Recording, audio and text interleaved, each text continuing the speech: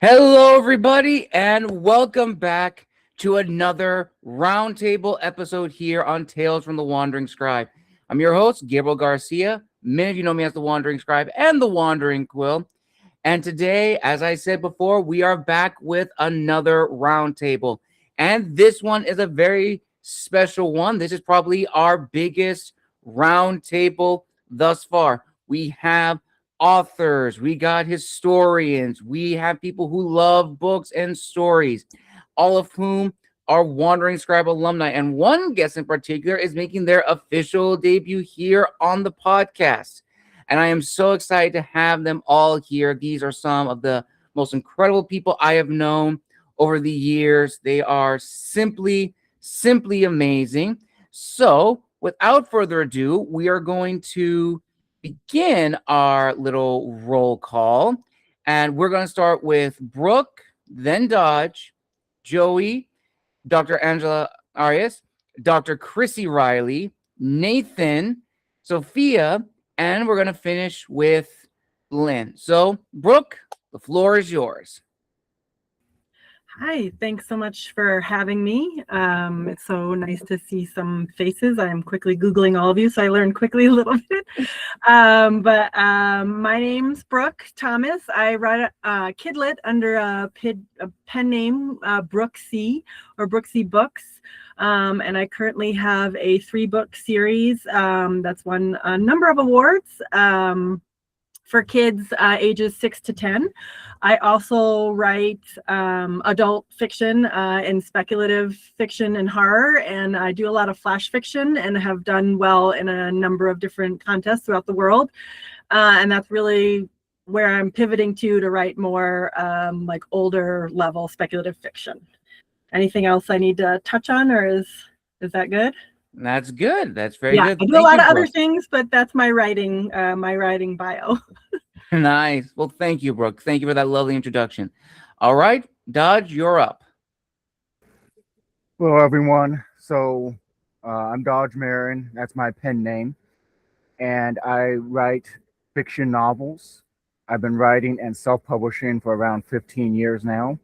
I have a sci-fi series out, a paranormal novella trilogy, and this is Gabriel's favorite, so I saved it for last, a fantasy duology. And basically, I just try to write stories that touch on the harsh realities of life, but have light and hope in them. And right now, what I'm doing is I've had to take a sort of break from writing new content, and I'm really working on engaging with an audience, finding my audience, and just promoting and getting myself out there type of thing. Thank you, Dodge. Thank you so much for that. All right, Joey, you're next. Hi, thanks for having me again, Gabe. My name's Joey Coleman. I am in BC, Canada. I recently self-published my debut YA novel, The Darkness in Us. It's going to be the first of a trilogy. I'm hoping to get book 2 out in the next few months here. I am currently 8 months pregnant, so it might be a bit difficult, but I'm trying. Otherwise, I just kind of write what I feel like. I'm very much, excuse me, in that pantser sense of I have an idea, I go with it. It may take years to write, and hopefully it turns into something eventually. Awesome. Very nice. Dr. Angela Arias, floor is yours. Thank you. Thank you for having me here. I am a retired educator, and now since I have so much free time, I write. So I have 2 memoirs. I am interested in writing about the immigrant experience. So my first memoir is about me in New York City back in the 70s when the Bronx was burning, and growing up in the burning Bronx as a 10-year-old. And my second memoir is about stories of my dad as he lay dying. So it's about bereavement. And I am working on a 3rd and 4th project simultaneously. Awesome. Thank you for sharing that, Dr. Arias. All right, Dr. Chrissie Reilly, you're up. Awesome, Gabe. Thank you so much for having me back on the show for the fifth time. Either I way, I think love that's right. it. um, I am a historian, and my day job, I work for the Army supporting public affairs officers, lawyers, inspectors general, other historians, and my main history writing has been focused on oral history lately. My dissertation was on the experience of individuals at a deployment in Germany, and I'm now working on turning that into a like history in an afternoon style nonfiction, and have like 4 other oral history projects going at the same time. Nice. Very, very nice. Thank you, Chrissy. Thank you so much. All right, Nathan, floor is yours. Okay, awesome. Nice to meet you guys. My name is Nathan. I am a book influencer that posts content on TikTok and Instagram mainly.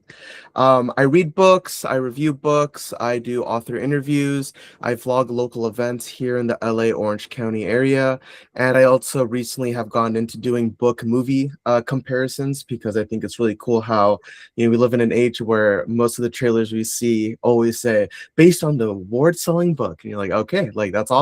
So I go ahead and read the book, and then I watch the movie, and I either say no, this is not what I read, or hey, this is actually pretty close. My last one was on the Odyssey. I just saw it on Monday, and for the historians in the chat, I definitely would like to hear your guys' thoughts because I know there's a lot to say about it. But yeah, no, I'm also a writer as well. I'm working on my debut novel where I realized that I shouldn't have even started because it was a lot of work, but I love the process nonetheless. I love writing short stories as well, and recently I've gone into doing screenwriting with movie scripts and such. So I'm a little bit all over the place, but I'm happy to be here. So thank you, Gabe. Thank you, Nathan. Thank you so much for joining us. All right. And oh, it looks like we also have, I believe, Lisa's now in the chat. Lisa, thank you so much for joining us. We're now just doing our little introductions. So Sophia, you are up next. Lynn and Lisa, you will take the floor afterwards. So Sophia, you are up.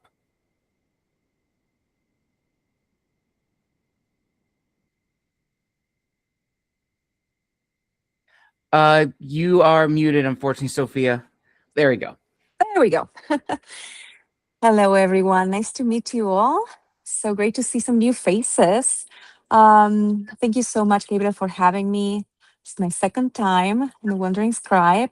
I am a fantasy and sci-fi author. I'm originally from Rosario, Argentina. I'm actually a professional musician. I'm a professional pianist. That's my day job. And I'm working currently on my 10th novel, and of course, outlining the 12th and also working on the side on the 11th because multitasking, yay.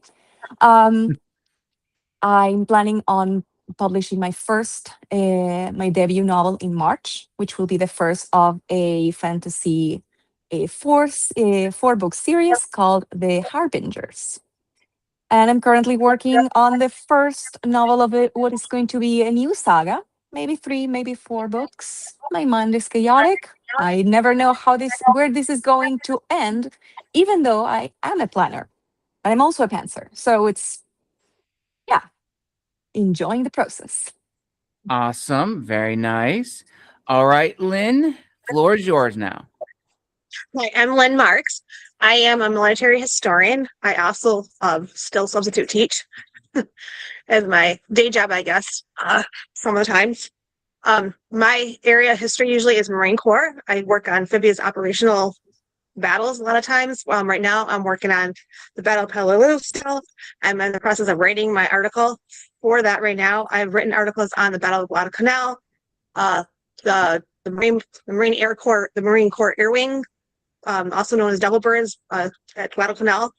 I wrote on that. I wrote on Major Pete Alice, who was the guy who amphibious operational theory started with. He was the one who created the idea. I shouldn't say create the idea because amphibious operations have been around a long time, but the modern idea of amphibious operations, it was his ideas that started the process for the Marine Corps in interwar years. So that's kind of where the interwar years through, I can go further than the Korean War, but that's kind of where I've been more focused at, the World War II, Korean War, that time period for me to do my research on that. I'm also like Gabe. My dad was a Navy corpsman with the Marines, so I'm a double dot kid. And so it's probably part of the reason why I do Marine Corps history, but that is my passion, is history, period. So, but that's where I have a tendency to find myself going. Also, I've done articles on the Battle of Tarawa and some other stuff too that are out there. So follow me on LinkedIn. You'll see little blurbs every once in a while, something I'm writing or ideas or whatever too. Awesome. Hi, Christy. Awesome. And well, thank you so very much for that. Thank you so very much. And Lisa, floor is yours now for your introduction. I am, let me hold on a second. Maybe I should turn my light on so you can see me better. My name is Lisa. I run Historical USA. I have a podcast on YouTube, Spotify. I've been making shorts and social media content for, gosh, 7 years now. So for quite a while. Most of my writing is script writing.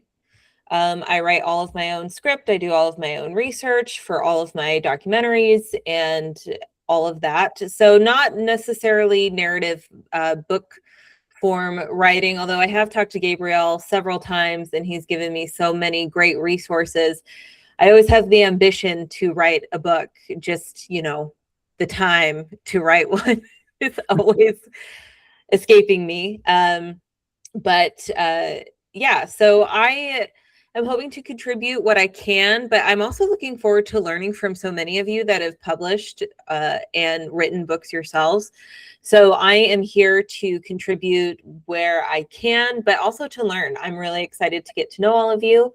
And I'm excited to learn about whatever area of history you are specializing in, writing in, whether it's historical fiction or, nonfiction. I'm excited to learn and contribute where I can. Awesome. Well, Lisa, we are so happy to have you here. And just to get you caught up with the format for the roundtable, so everyone's mic will be muted and I will be reading the question out loud. And if you would like to participate in answering the question, you can just raise hand, click on the raise hand icon. I will then go to you, and whoever follows afterwards, I will go in that order. And I do have the window blocked for about 2 hours, but if for some reason you need to bounce or something comes up, technical issues, that is completely fine. Everybody will have access to the link when it is available. You'll all have access to view it and also send me comments of what you would need to remove or critique. But with that out of the way, I think we are all good to begin with our first round of questions, which is editing across genres. Now, we all have different backgrounds when it comes to our types of stories. Some of us are fiction writers, some of us are script writers, some of us have our historian background, so we write more in a technical style, and some of us write scripts for YouTube content. As you mentioned, Lisa, you write your own scripts for your content, which honestly, if you guys have not seen Lisa's YouTube channel, I highly urge everyone to go and check them out. You will not be disappointed. She is absolutely incredible, and I've learned so much as an historian. You will not be disappointed. So I guess the first question I pose to all of you, when it comes to the various genres we all specialize in, what do you think are like the primary differences when it comes to editing in a different genre, as opposed to, as an example, editing in a fantasy book may be different from editing in a nonfiction or a more historical based book?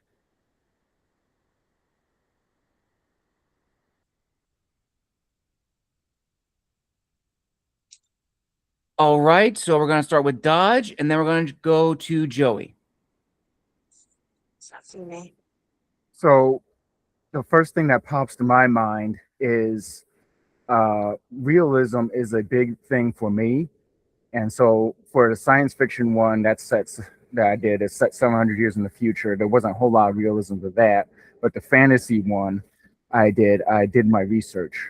But that's just to lead up into the fact when it comes to editing, one thing you have to keep in mind is it completely your own thing? Are you just making it up completely out of your own mind? How much is it attached to real world? And especially with the historians in here with the nonfiction, definitely need to be attached to the real world. But even whenever you're editing, so fantasy and science fiction, they kind of get lumped together anyway.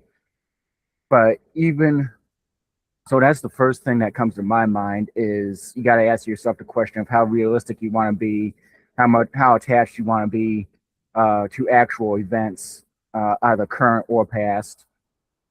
But then the other thing is, the second thing I would think of is it is completely 99% of however much your own invention. You still want to be consistent. Set yourself some rules and be consistent within the universe you have created. So that comes down to editing across genres. There is consistency, definitely applies to any genre.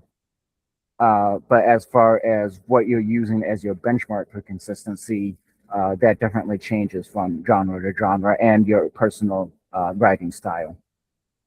Well said, Dodge. Well said. Okay, Joey, Lynn, and Dr. Arias. Yeah, like for me specifically, like I don't really dabble with any history. It has just never been my thing.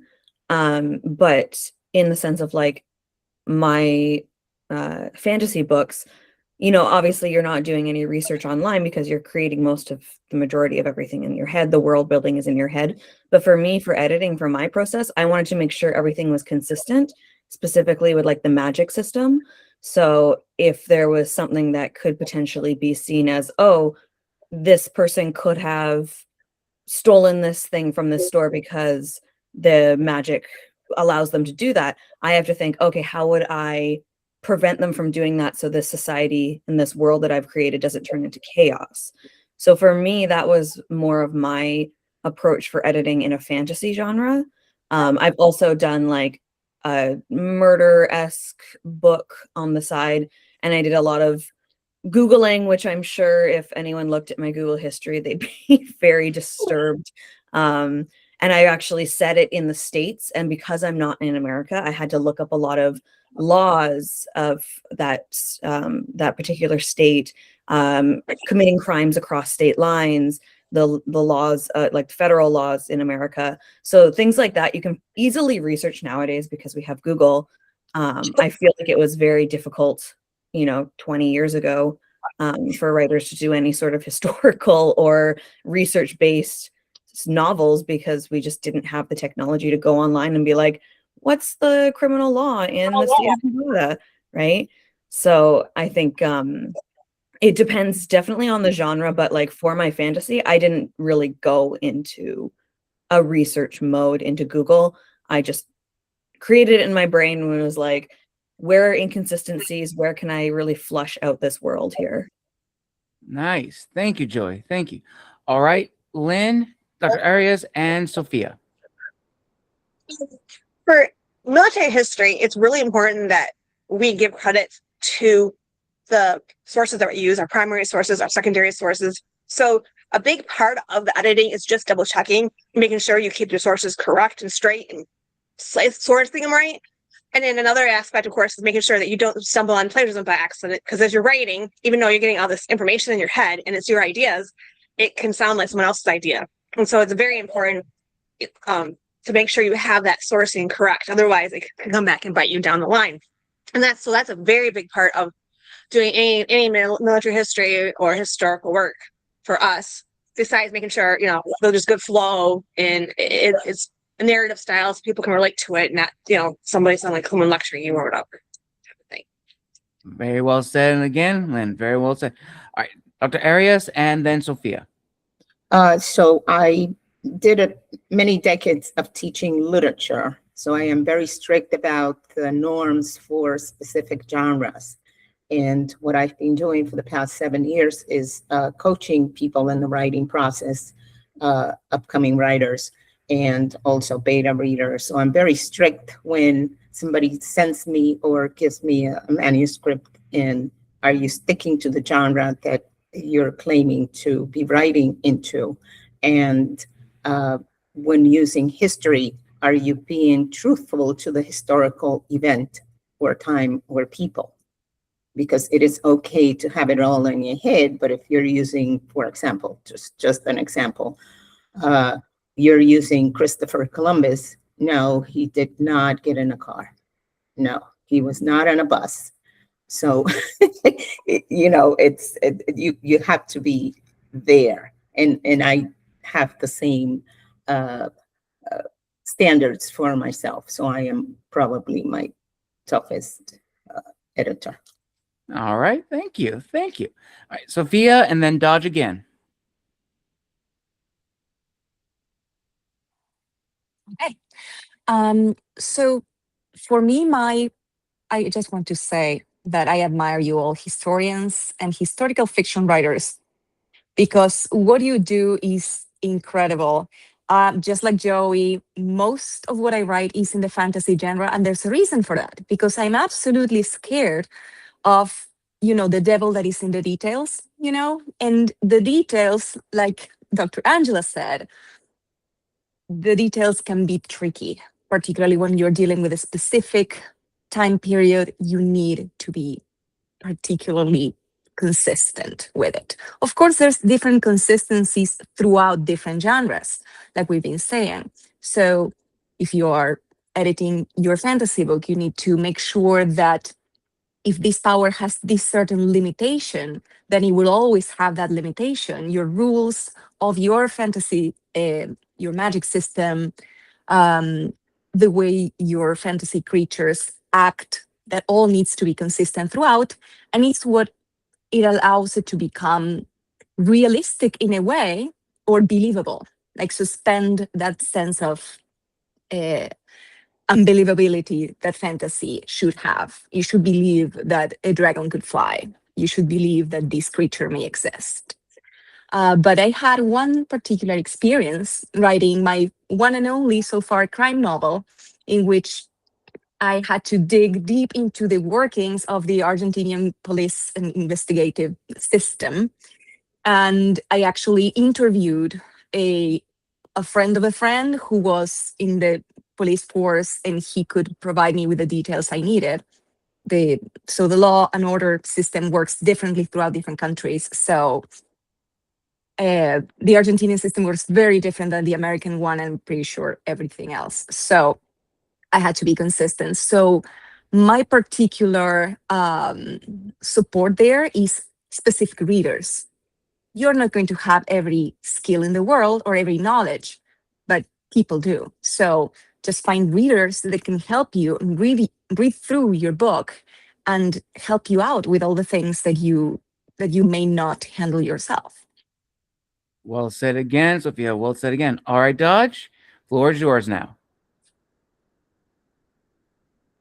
Oh, Dodge, you're muted. Sorry. I thought I clicked it.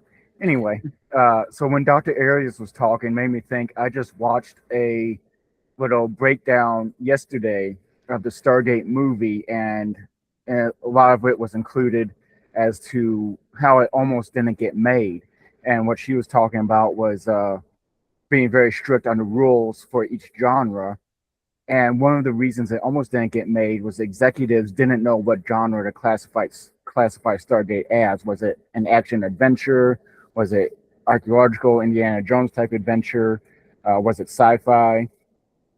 So I just kind of wanted to attach that in there, if you don't mind, if anybody has any thoughts, such as Dr. Arias, and she's the one who made me think of it, about blending genres in a single story and how you deal with that. And since we're talking about editing across genres, well, just go ahead, because Stargate is a pretty big franchise now. It was obviously successful. So I just kind of wanted to throw that in there. Nice, very nice.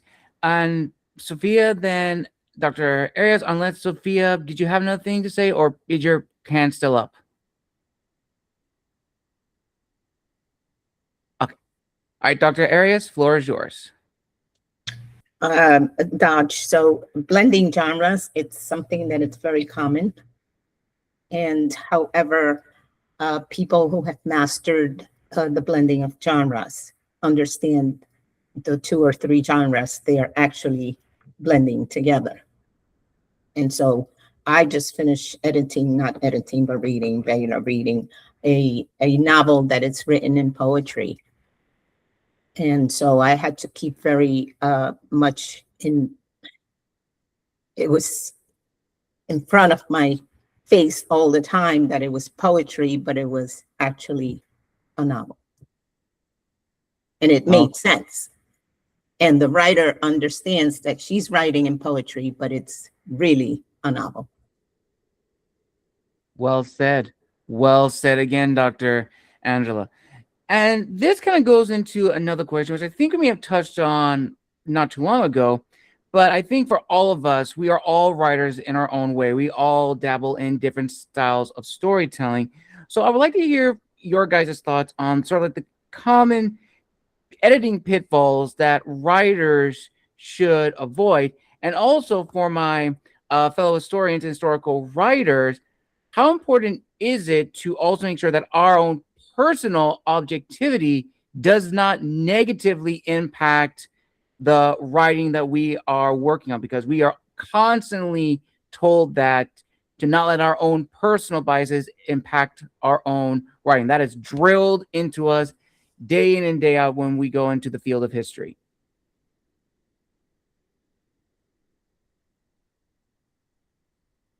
All right. Chrissie, the floor is yours.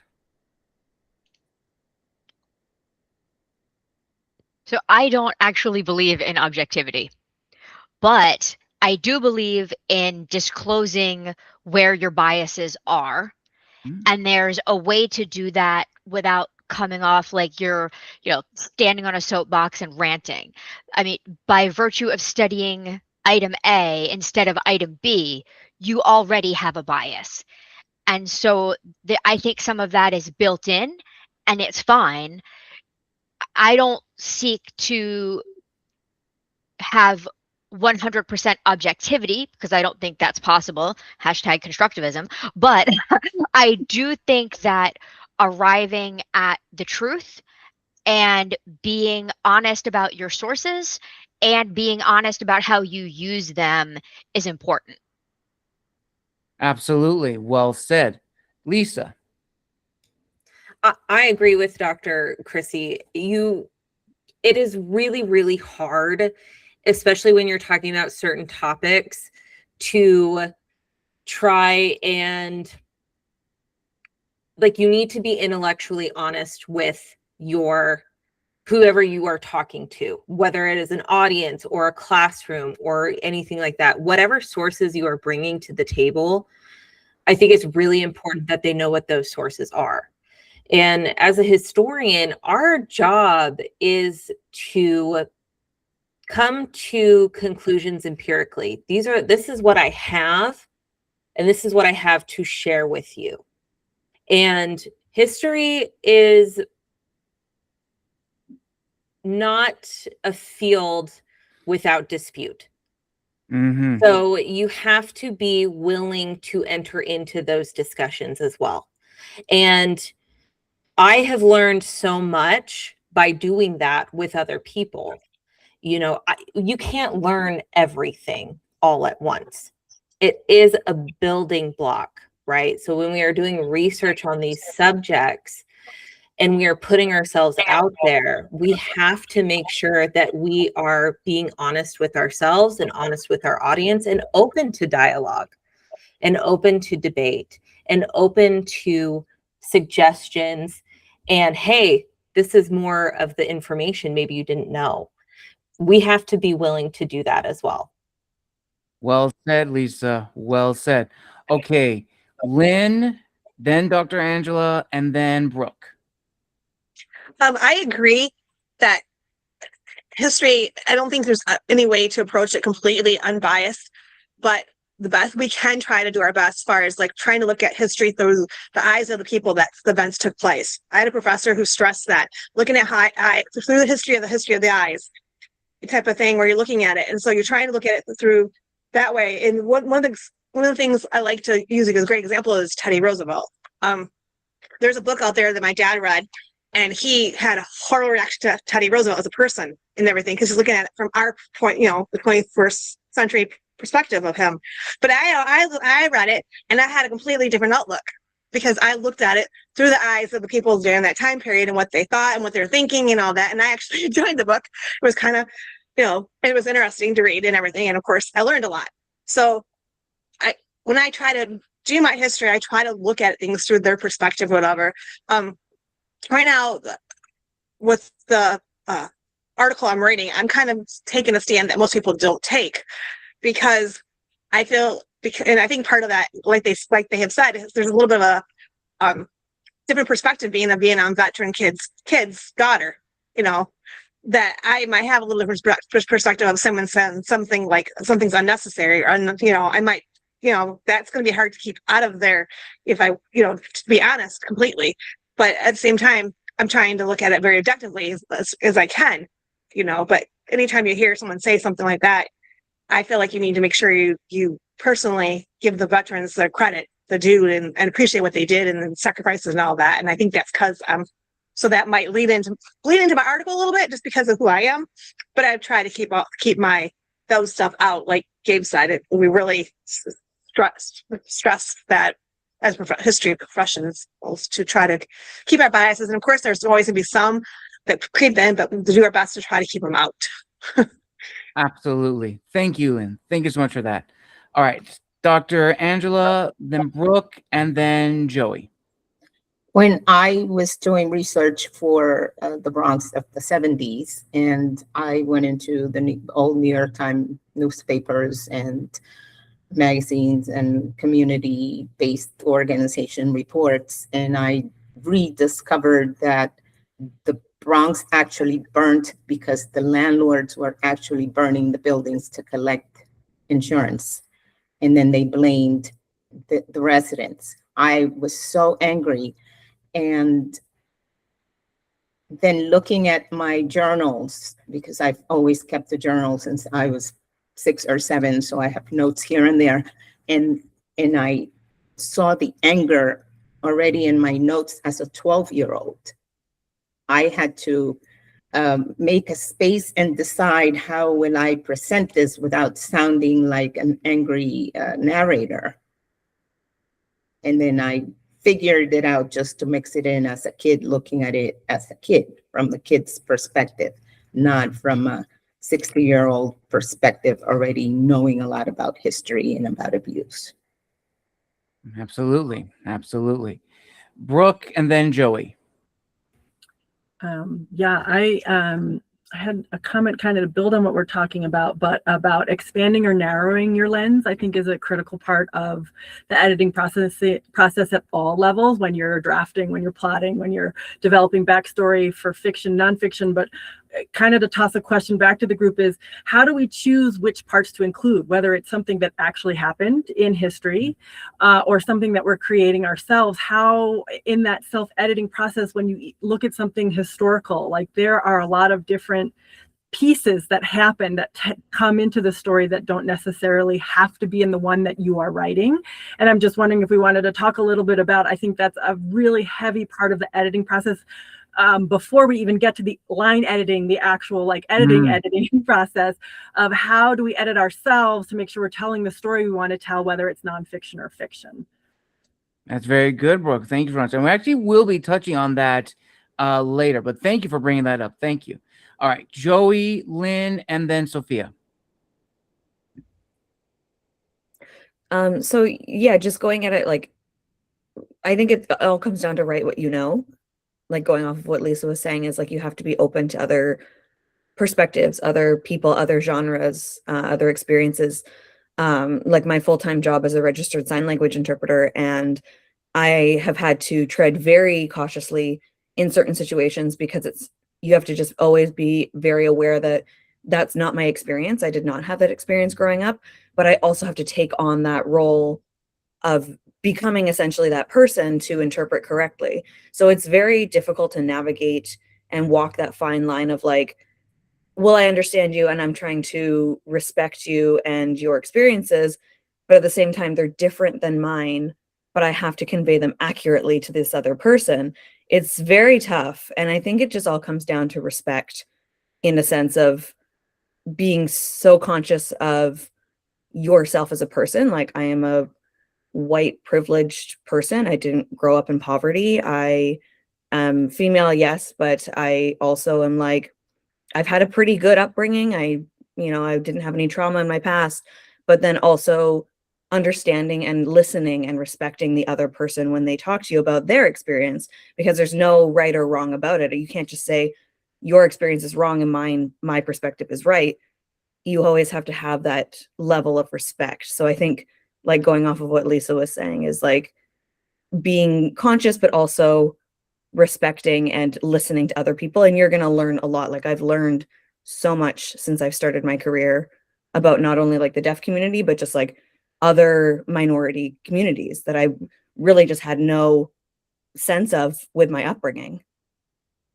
Very well said, Joey. Damn, I'm loving this roundtable. I am really loving this roundtable right now. This is just awesome. All right, Lynn and then Sophia.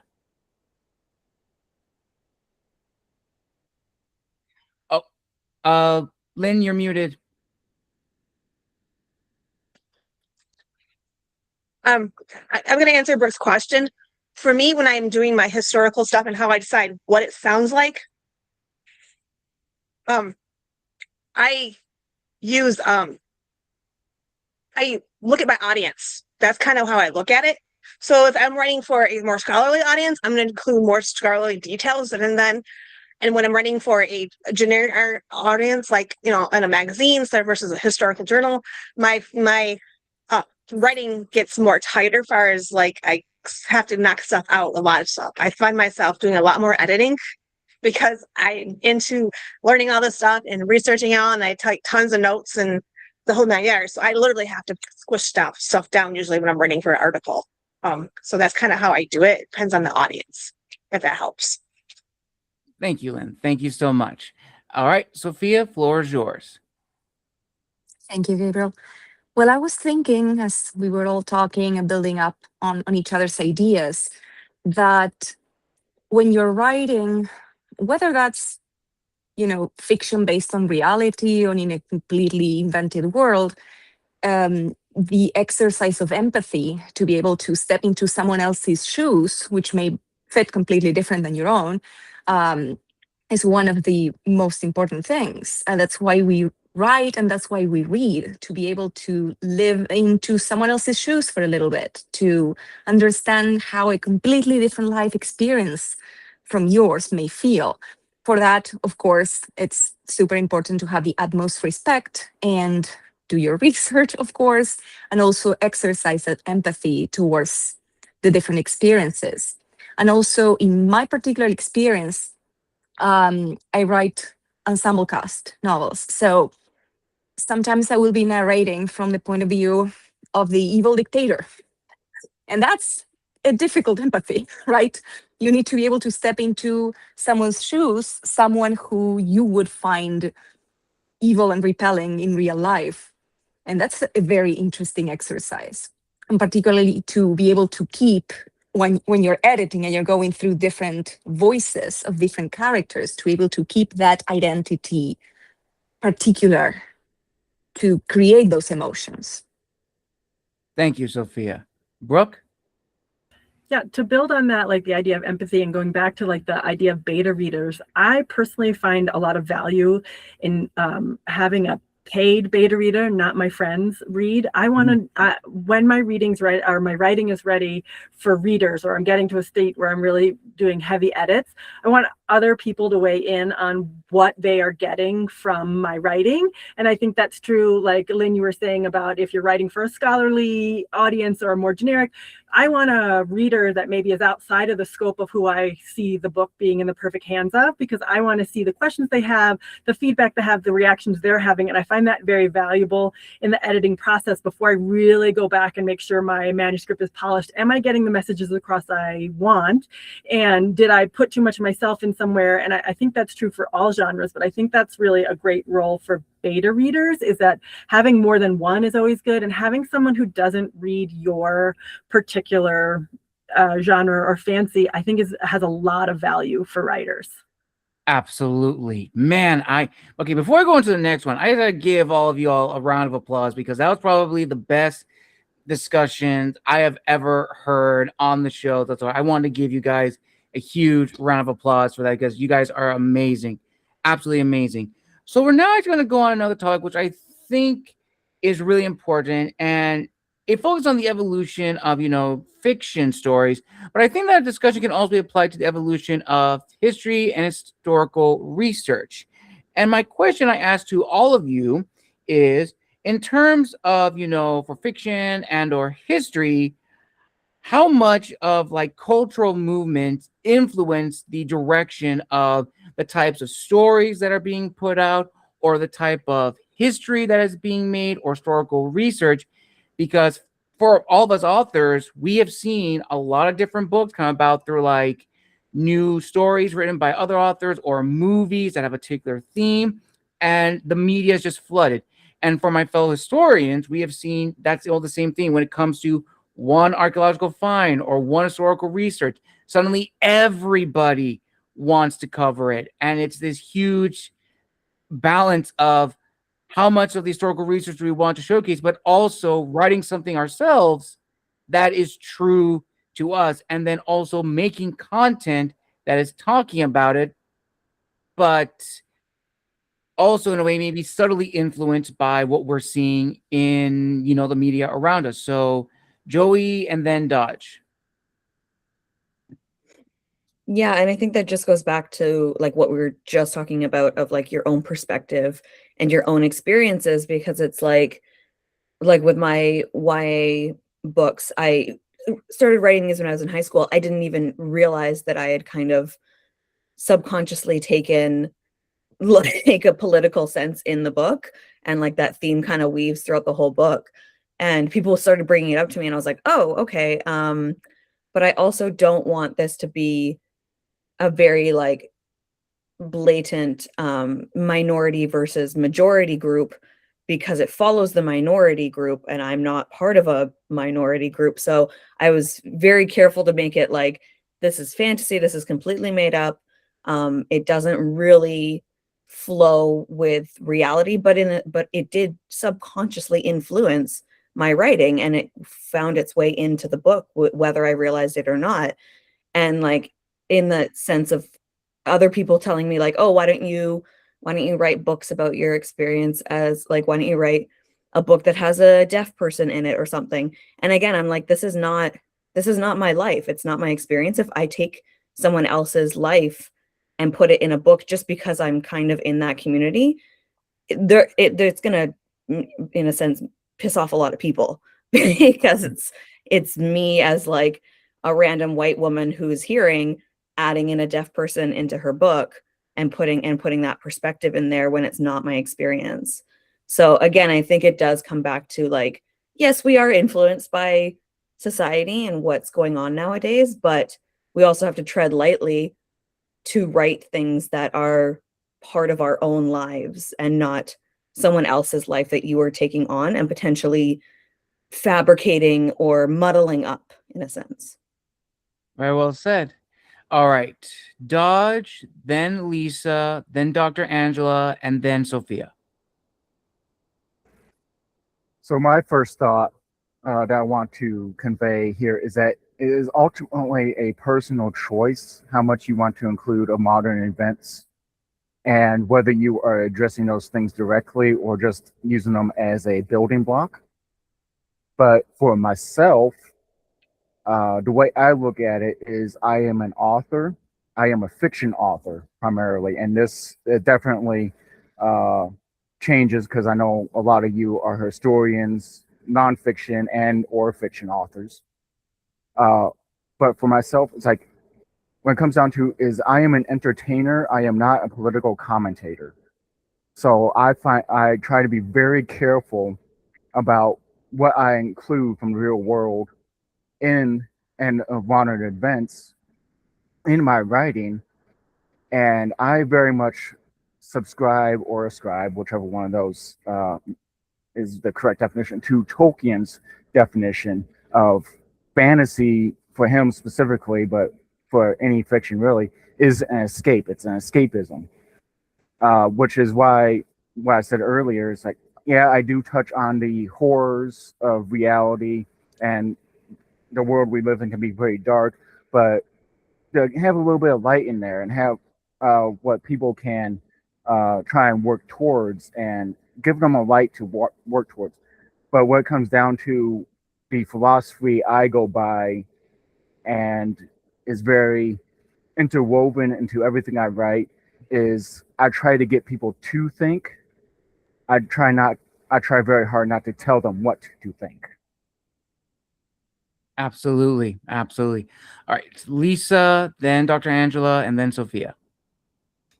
So I think, especially when you are doing something that is historical, there is another field of study within history, and that's the field of historiography itself. Mm-hmm. And so for those of you that might not know what historiography is, but it is researching the research, essentially. It's looking at what other historians have said previously and how it has evolved to what we're talking about now.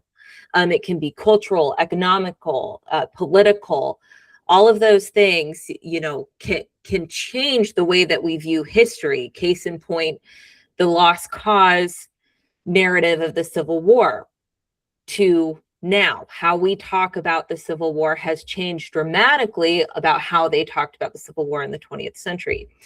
Case in point, I have a video coming out on the Battle of Valcour Island. This is about Benedict Arnold essentially saving the Continental Army before defeat, before it is completely destroyed by the British. Most people have no idea what that is, because the narrative around history is that Benedict Arnold was the traitor. And that's all we need to know about who Benedict Arnold was. Now, in modern historiography, we're going back and we are re-examining Benedict Arnold, not necessarily as a traitor. That's just one part of the story. We're looking at him now more as a brilliant commander, someone who is deeply frustrated. This is no longer just a traitor. It's a person that we're actually looking at now and how they've evolved into where they were.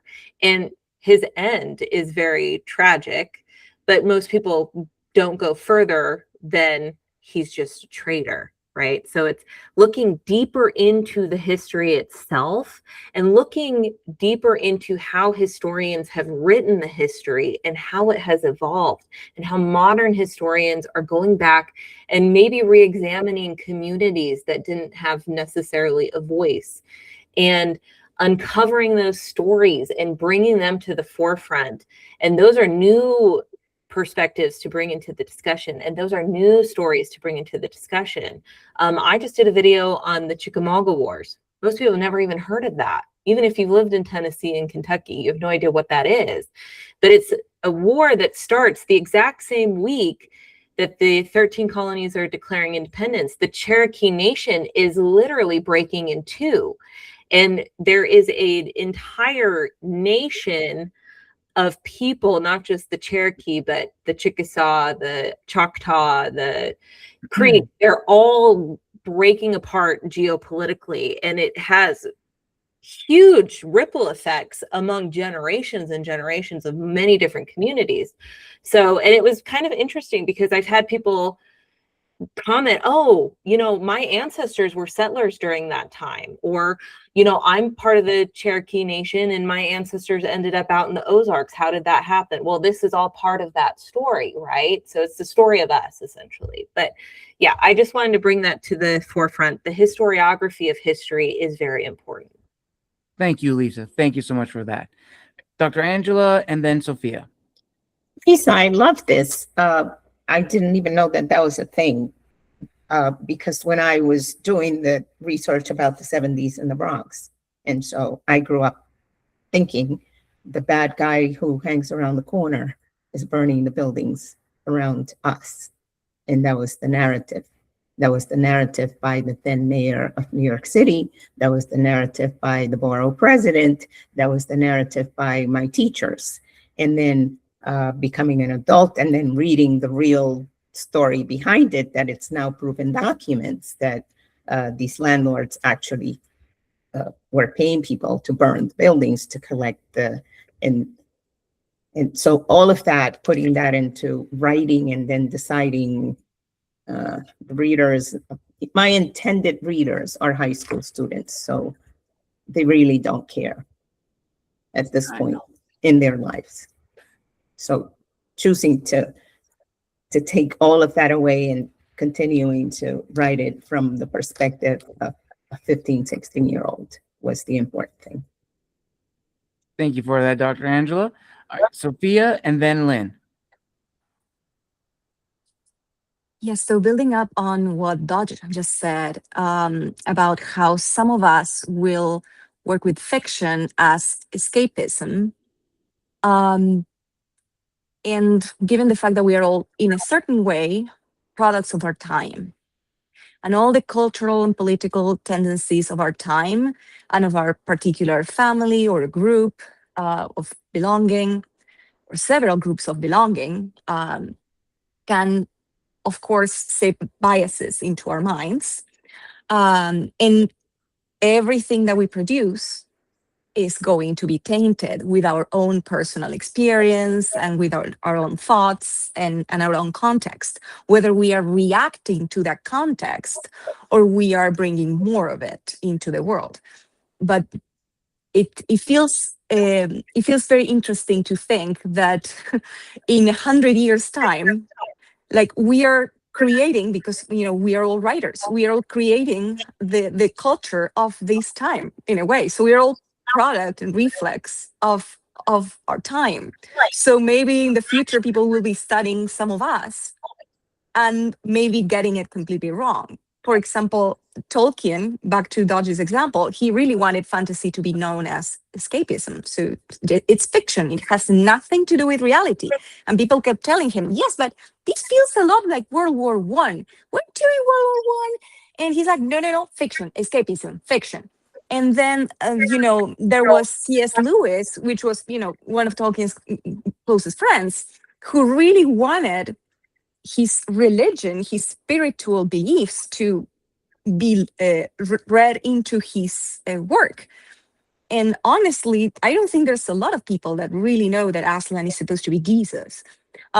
So maybe we are trying to put something, or we are trying to escape from something, and then in the future, people will misinterpret it anyway. So it's just about how clear you want to be and what your intentions are. But in a way, your words are half yours and half belong to whoever reads them. Absolutely. Lynn, floor is yours. If you want a good book on modern historiography, this is one I had for one of the ones I had for grad school. It's by Michael Bentley, and it literally tells you about the different schools of thought and all that for historiography. And then I also have this one. Also, this is Ancient, Medieval, and Modern, and it's by Ernst Riesack. And they're both, will give you a good overview of historiography if you want to understand more about it. It's kind of a complicated subject because it can also be about a particular person and their writings and their history and all that. So, some historian, you can look at them and how they evolved and stuff in their history and all that. And it's all part of historiography too. which and how their culture and all that interrelates, like Lisa said, and like she mentioned, Lost Cause. General Grant's another one that got blamed for bad things all the time, saying he was drunk all the time, and he wasn't at all. I mean, he was a great tactician and strategist and all that. But you won't.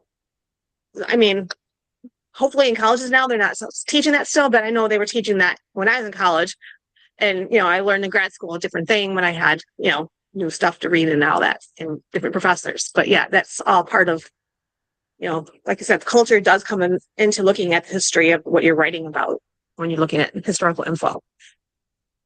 Absolutely. Absolutely. Thank you, Lynn. Right. Chrissie, floor is yours.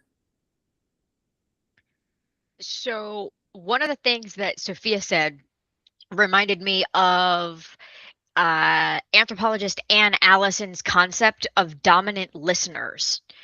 And she specifically wrote about this when she was doing like an evaluation of how people received the book Memoirs of a Geisha, which is fiction. Like Arthur Golden is the author, like some British dude wrote it. But it is about, and it has the feeling that it's supposed to evoke the personal life story of a Japanese female who lived in the early 20th century and her experiences, and this concept that even when people were told it was fiction, they didn't want to believe it. Like the story was so good that they had trouble like setting that aside. And so there's also like, even within the realm of nonfiction writing, this concept that once you write it, it's out there and people are going to do whatever they want with it. I mean, in culinary history, the term is deterritorialization. That when McDonald's goes to a place that's not the United States, like what the food looks like somewhere else, even though it's a McDonald's, is going to be different, and how the cultural significance of something and the long-term importance of it, you don't have control over it anymore. And so I think that's something that we don't we're not always aware of, but it's there. And we never know how our audience is going to receive what we write.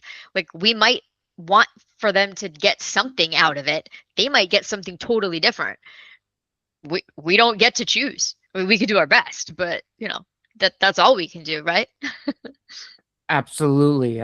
Thank you, Chrissie. Thank you so much for sharing that.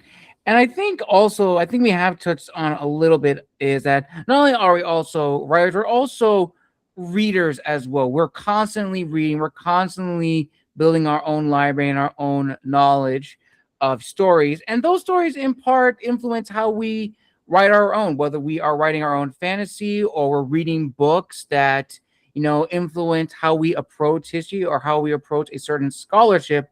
But then we've also seen that there are subgenres within the main brands that are gaining more popularity than others. So what I would like to talk about that, and I'm actually going to then pose it also to Nathan as well, because same with me and Nathan and his buddy in arms, Arias, also hosts a podcast where they also interview fellow authors, and they have read numerous books and met numerous incredible people, some of whom who have been featured on the show and have learned a lot. So I'm actually going to have Nathan sort of start us off with, the subgenres that are gaining popularity and why, and then branch out into the realms of history and general fiction as well. Yeah.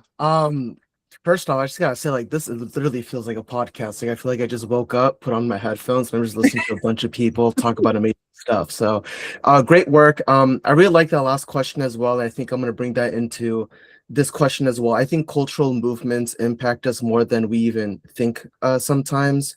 That whole question of like, is art political? Regardless of what your answer is, the reason that the question exists is because there's a certain mind frame that we're all brought into as soon as we're born. And like, as we grow up, we understand society operates. And depending on where you are, when you are, and who you are, that definitely alters not only your brain and like how you think, but if you do create something, that does go in there as well. And I think there is a reason why, cultural movements impact not only the media that we see outside of literature, but even the books that I've read recently.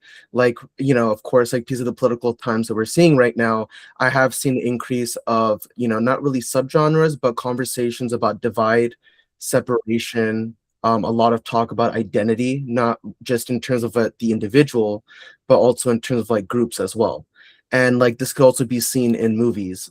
Like, for example, I do think The Odyssey, while it is one of the oldest stories of all time, I do think it is important to note why that story is really trending right now as it would have been maybe years before. I think there is a lot of focus on the individual identity of who you are and how you see yourself going through this journey of what is life.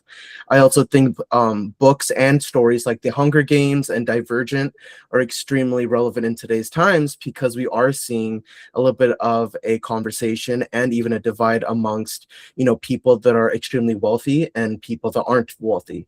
And what happens if you take that concept and you really stretch it, apart and see like what happens if you go to extremes where, The Hunger Games does talk about a small group, a minority of affluent, wealthy people that are projecting their views and values onto, the greater majority that don't have the ability to protect themselves. And it's interesting because, when you talk to authors, one of my favorite questions to ask on that podcast is like, what got you into writing and how do you generate your ideas on what you want to write about? And a lot of them, if not all, always say that, it's about my experience in life. I went through my own life. I thought about these ideas. I just never believed that I could write about it until this moment came where I believed that, I could be the one to put the pen to paper. And I think that's extremely empowering because it really shows that like writing could be such a beautiful asset and how we're able to understand ourselves even more. But on top of that, to provide a healthy, a healthy product to give to other people to help them have the same conversations with themselves. And even with you, Gabriel, like I read The Gathering and I loved reading your story, not because I'm a history fan. I'm like, oh my god, all these characters are coming out, but it's easy to kind of separate these characters and say, which ones I really identify with. Why do I identify with this character, even though Decimus is from Rome and I would never meet someone like that ever? Why do I still feel like he's a really cool character? Why do I identify with this? And I think that also, furthers that conversation of like, how do I communicate proper messages to my audience? It's through these vehicles that, that we're talking about. I know it's a huge rant, but yeah, I just wanted to say all of that. But thank you guys for listening. Thank you, Nathan. Thank you so much for that. All right, Dodge, you're up. On the subject of subgenres and going back a little bit to what I think both Sophia and Dr. Reilly were saying about putting stuff out there and how it will be interpreted by our readers and by people in the future type of thing. So just speaking from a personal experience as an example, I had one guy went on a website where I was posting short stories and some of my work. He just climbed all over me and was all up and down about how what I write isn't actually science fiction. It's not true sci-fi. And it's one of those things where he came off, he was very belligerent. And it's like, it's not somebody worth even engaging with. But keeping in mind and applying it to my own thought process, what I was looking at is like, okay, he was not accounting for subgenres. And science fiction is these days a very diverse genre because I'll just name it as an example. This person would have said that Firefly was not science fiction. It was more Western. Well, space Western is a subgenre of science fiction. So what I just want to say, and what was being said before about it's half ours, half the readers, and people are going to take it their own direction and what they don't, and could be totally different from what we even intended or was trying to convey.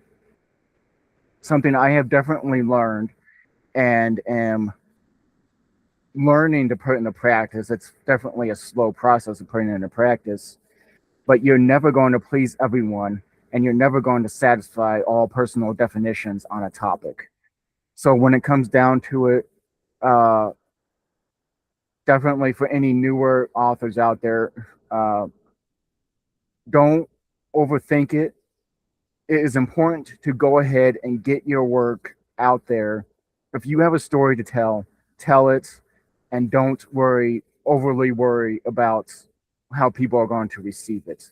Because just a more popular example, I had an example a second ago, but now I just lost it. But in regards to Star Wars, there was something about Star Wars about that. But it was Harlan Ellison. It wasn't even Star Wars. I'm not sure what Star. Anyway, Harlan Ellison. People would get onto him about, this is the expectation we had. You're supposed to be satisfying the fans. Why aren't you meeting our demands? And he's like, this is my story. I'm putting it out there. You can take it or leave it. And I think there is a percentage that we do have our fans, and we do owe something to them. But I think that's the thing why I brought Star Wars into the equations, because I think they've gone too far with trying to meet the demands of the audience, of the fans, and now they're just stretched so thin. It's almost like there isn't even a Star Wars brand anymore, because they're trying to satisfy everybody. And so I think Harlan Ellison I think he might have gone a bit too far in the other direction. But somewhere in the middle between those two things, it's your story, put it out there, and let it be what it becomes. Absolutely. And I'm just going to add something to that before we get to the other guests. Almost as what you said, Dodge, is you're absolutely right. There is that balancing act we all have to work on, whether we are fiction authors or nonfiction authors or historians, because we're not always going to get the audience that we want. We can do all the marketing, we could do all the preparation, all the prep work, and we may fall flat. There is no guarantee we're going to resonate with our readership, our audience, and sometimes that is okay. We're not sometimes writing for an audience, we're sometimes writing for ourselves. And that's, I would say, in the same thing for in a sense for historians. Yes, we do want to write for our subfields, whether we are writing about Revolutionary War, military history, or maybe it's political history. And there are people in those fields that have expectations of what that history is supposed to be, but it's going to be different depending on the person. And I think just being true to who we are as writers should always resonate, no matter what type of writing we do. And even if we also make content as well, like on videos as well, we're not going to be like everybody else. We're going to create the content we want. We're going to showcase who we are, and we'll build our audience from there. So Brooke, then Joey, and then Sophia. Nice. Yeah, I think what I have to say builds on what you guys were just talking about, but taking us back to art versus trends. So I think that art provokes a response. That's why artists create things, right? And we don't control that response, but that is a lot of times artists put things out there to provoke a response, where trends feed you the response you're supposed to have. That's how something becomes a trend. There's some norms that come into something collectively for enough of the human experience that people are like, oh, I can relate to this. This feels safe. I can go ahead and jump into this trend because someone's told me what the reactions I'm supposed to have. And I think the brilliance of writing, and what I find so fun about it, is that we provoke and we trend. Like, we can do both, because we are impacted by what's happening around us, but we're also maybe creating something completely one-off. And so I find the duology of trends and art very interesting for writers, and I would imagine that's true for nonfiction and historians. Again, trying to take what's current, what people are interested in learning about, and then re-examining things, and at the same time of like giving the facts over. But more so in fiction, where you really get to create something from scratch, you are influenced by trends, but you also want to provoke a response. Absolutely. Joey, and then Sophia. And I think just like going off of that too, it's like you do want to follow trends but also be yourself, but also make sure your book is like getting out there in an appropriate sense. Like I had the hardest time marketing my book and figuring out subgenres because I was like, it's a YA fantasy, take it, go. But then people were like, oh no, but there's also this, this, and this. And then if you're an indie author, you know the headache that you have to go into to get the Amazon keywords and the fun little subgenres you have to incorporate into your publishing in that sense. And so I was trying to figure that out. And like, I worked with some professionals and some people who were beta reading my work, and they were like, yeah, this is ultimately like a political thriller. And not in a million years did I think that would be a subgenre for my book. And then also trying to like sift through that. Like it's so hard nowadays, especially I find with the fantasy realm, is that we are very overwhelmed by romantasy at this point. And it's hard to sift through that. And especially with like a YA novel. And mine is very like, you know, I wrote it in high school. It doesn't have any love. It doesn't have a lot of, it's like a murder mystery in a sense. So, but when I pitch it to people, people are going into it having that romantasy veil in front of them, being like, oh, there's going to be some fun scenes. Even though it's a YA, there's going to be some spice in it, just like, you know, like Powerless or like Hunger Games and stuff. There is a little bit of romance in that too. And then they read it and then they are disappointed. And I'm like, oh, okay, well, now I'm trying to market it as like a younger YA book for younger readers. So it's so hard for you to figure out that label. And I think it takes a lot of hit and miss as well as other people's perspective to help you with that. Like I'm fine with it being a younger YA novel, but I also want adults to read it and have fun with it and have that escapism and that entertainment with it. But again, I have a hard time marketing it just because of the trends that are going around with romantasy just flooding fantasy at this point in time. Mine gets very buried under there. Well said, Joey. Sophia. Building up on that, Joey, I think it actually speaks well of you, that you can't find that specific niche and that or where exactly your book fits in the market.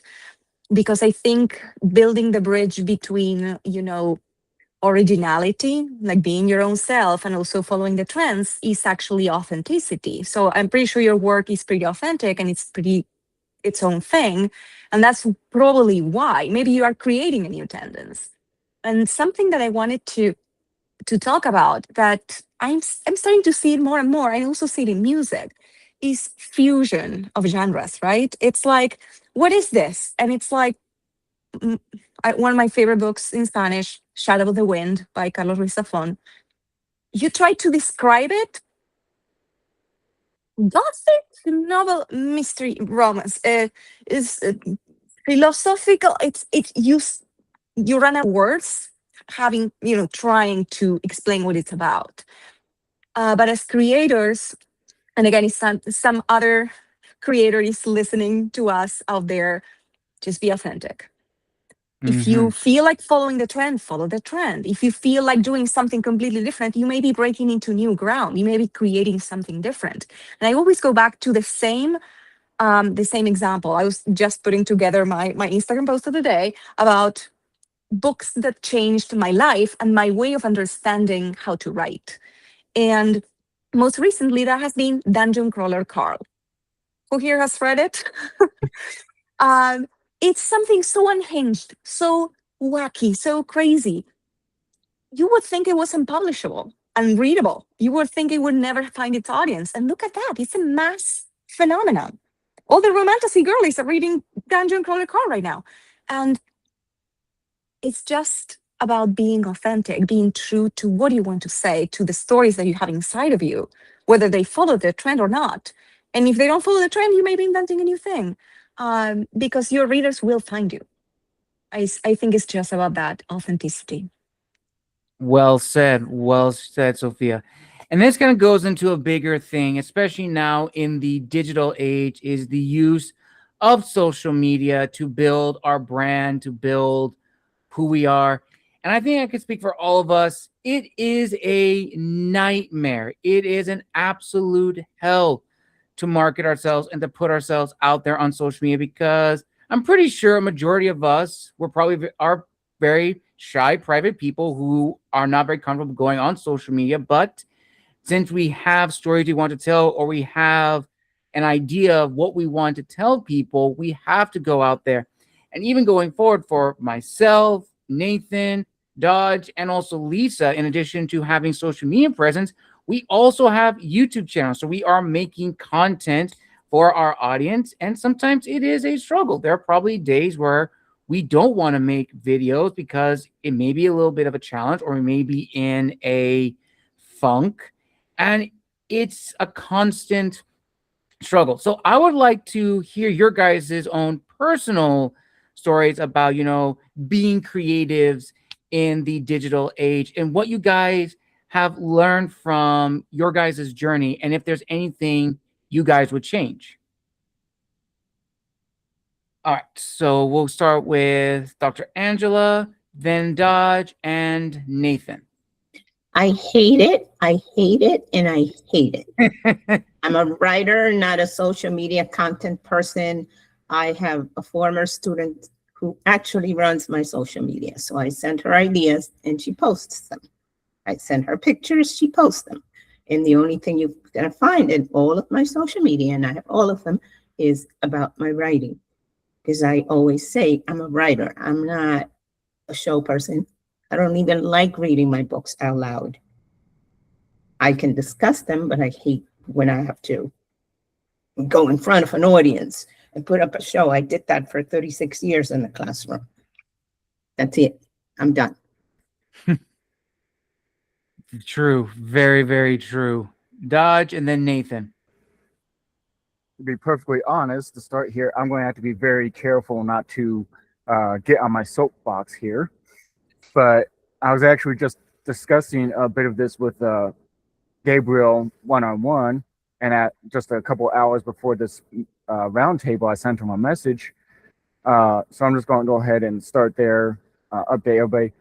Last week, for 5 days, I ran a price discount promotion on one of my books, and his ebook. So it's and I did that through a company. So I purchased the ad campaign through them, and they ran it. They made the ads and everything. So I figured it's like, okay, I know nothing about all this. I'm not any good at it. I'm like the Dr. Arias. It's like, I have no idea what I'm doing. But it's like, okay, that's why I'm paying these people, is because they do know what they're doing and they can put it all together. So for 5 days, these ads ran, and I discounted the ebook, and it was over 600 clicks on the ads, 0 sales.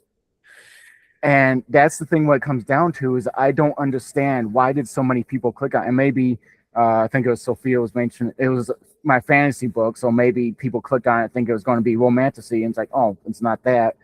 So that's entirely possible. But you would think even just a few of out of those 600 still was just a more classic fantasy. Like, sorry, I'm getting close to my soapbox here. But at the same time, with the social media, this was advice given to me to do a giveaway on my Instagram. And I've been running that. And one of the things that, okay, I've kind of done that before, but the piece of advice that kind of got tagged on here that perhaps I didn't do quite right before was to put a time limit on it. So that's been running all week since Monday, and I've gotten a couple of likes on it and a couple of comments, but pretty sure all the comments are just bots. That's all I get on my Instagram posts. It's just bots. And usually anywhere from 3 to 5 comments and maybe half that in likes. And that's what I'm stuck at right now, is I feel like I'm following the advice that's out there. I'm following the advice of people I talk to. I'm even paying people who are in that industry to do that, and nothing's working. And I just don't get why is nothing happening? I could get if only a little happened. That would make sense to me, but nothing happening at all. That's where I'm stuck at right now, and just confused and frustrated and ready to just unplug from the internet completely. But it's one of those things like, okay, no, it is an important part in this digital age of putting ourselves out there and making something of what we're doing. Absolutely, absolutely. And also, as a little tangent, I actually urge you all to go and check out Dodge's book, Humble Glory and Gentle Fury. You will not be disappointed. I read it. It's a great book. Absolutely love it. Dodge knows this. I've probably been praising that book for about months on end. You will not be disappointed. All right, Nathan and then Joey. Sorry to just jump in real quick again to add on to what Gabriel was saying. There is a day or two left on the giveaway on my Instagram, and Humble Glory ebook is the one in the giveaway. So now there's 4 people, and like I said, there's been nothing on it so far. So this is your chance. If you are interested, if Gabriel talked it up enough, jump on there, like and share it and comment, and you can get yourself a free copy of Humble Glory. Thank you, Dodge. Yeah. So I think like going off of what Dodge and Dr. Angela were saying, like I think it's extremely normal to realize like social media sucks and like it's not really something we want to do, but it's something that's been handed to us because of however society is right now. Like the reality is that if you are trying to start off trying to sell a product, you just cannot ignore social media. I mean, you can do like the whole brick and mortar concept where it's like, I'm just going to do word of mouth. I'm going to just communicate off the street and just, sell books like that. There's nothing stopping you from doing that. But if you're trying to hit the numbers that can, help you get to a certain goal of either financial security or something that can allow you to have more opportunities, unfortunately, social media is just necessary. I work with a lot of creatives, and whenever they tell me that they don't have an Instagram, they don't have a LinkedIn, like my heart goes, heck yeah, stay off of the grid, like do whatever you want. And then my brain goes, oh my God, that is a horrible idea. You need to get back on social media. You got to connect and stuff. And with Bookbase, which is the startup that I started with my friend Arias that Gabriel mentioned, interviewing authors and all this stuff, I was doing social media with my friend for around 3 years, and there was never a part of that journey where I was like, this is fun. And there was never a part of that journey where I was like, okay, like social media was like the hidden secret that oh, this is so exciting. Like, I'm so happy to be on Instagram. This is the best thing ever. Like, no, the reality is that it's always just the second part of whatever you want to do. And I think some words that I recently got from other people that I think can help you guys if you guys are frustrated with that is, the frustration is normal. And the experimentation is probably the biggest thing that will allow you to find your niche in the social media world. Just as much as we're talking about finding our place as creatives, I do believe that each one of us has a place in the digital world to do it. Now, while am I the big advocate for digital and technology right now with the way it's going with AI? Absolutely not. I think technology has gone a little bit too crazy, but I think it is up to us to decide how we want to balance that. And I do think you will eventually find an audience that respects that balance. Like I know for Dr. Angela, like she said that she hates, faking, doing a performance, talking. She's been doing it for years. I totally get that. But I've actually seen a lot of great Instagram accounts where all they do is just type up a nice message, put it on a nice, background or a nice picture, and that generates views because sometimes a great message can go a long way, regardless if your face is there or if it isn't there. I know that we're also having conversations about trying to explore subgenres beyond what the trend is. Social media can help you find people that you would never meet in the world, but somehow you release a book that has, touches a bunch of different things and somebody picks up on it. I think the conversation is like, how do you get that connection between your work and that viewer that needs to get there? That requires experimentation. I know, Dodge, like you talked about that frustration of working with people and listening to people, and it's like, gosh, like it's not working. But that's only part of the journey, dude. Like you can also just find out what do you want to do, because your energy and like what you really care about, I think will go a long way versus what other people think you should do. Because the reality is that this is such a brand new thing. And yes, there are professionals that are great at it, But there's also a lot of people that just love talking about things and probably don't know the best way of going about certain avenues. And, that's up to you guys to like decide, like, where do I want to go? But, just know that the frustration, the fear, the anxiety, the annoying parts of it, like that's all part of the journey. And I don't want you guys to feel like you guys can't still use that to get to where you guys want to be. It's just up to you guys to make sure that you guys are being patient and being nice to yourselves while you find out, like, hey, where do I need to go? Thank you for that, Nathan. Thank you for that. And also just want to say for all the fellow authors in the call, I urge you all to go and follow Bookbase, reach out to Nathan and Elias. They are great people, great individuals. Nathan's a great interviewer. I was on his show and cannot say enough good things about him and Elias and the Bookbase team. So I urge all of you all to, actually I urge everyone to go and follow Bookbase because you will not be disappointed. Absolutely not be disappointed whatsoever. Gabe, you're making me blush, bro. Shit. You're welcome, Nathan. You're welcome. All right, so we're gonna go Joey, then Lisa, Sophia, and then Dr. Angela. Could you actually type that into the chat? Is it BAYBAE? What could you type the? Oh yes, Yeah, yes. I can type it. Yeah. For me? Oh, thank you, Nathan. Yeah, I mean, like I'm very much like Angela. I'm like, I don't want to deal with online presence, but I knew that when I started getting serious about publishing that I needed to essentially be online in some way, shape, or form. It is overwhelming the amount of accounts and things that you can have. Like there's YouTube, there's TikTok, there's BookTok, there's Twitter, there's all these different things. And I'm I get very overwhelmed and I'm very much like, I'm going to focus on one thing. I tried doing a few different things. Thank you, Nathan. I tried doing a few different things, but then I was like, you know what? I'm just running myself so thin here and I just can't handle all these different notifications coming on my phone. I get very overwhelmed. But two, I can't just like post 17 different things a day. Like I have a full-time job. I'm a mom. Like I can't be devoting so much time to social media, which is what you essentially have to do. And so I focus on one thing. I focus on Instagram, and I find that I am actually the one who is reaching out to a lot of people personally.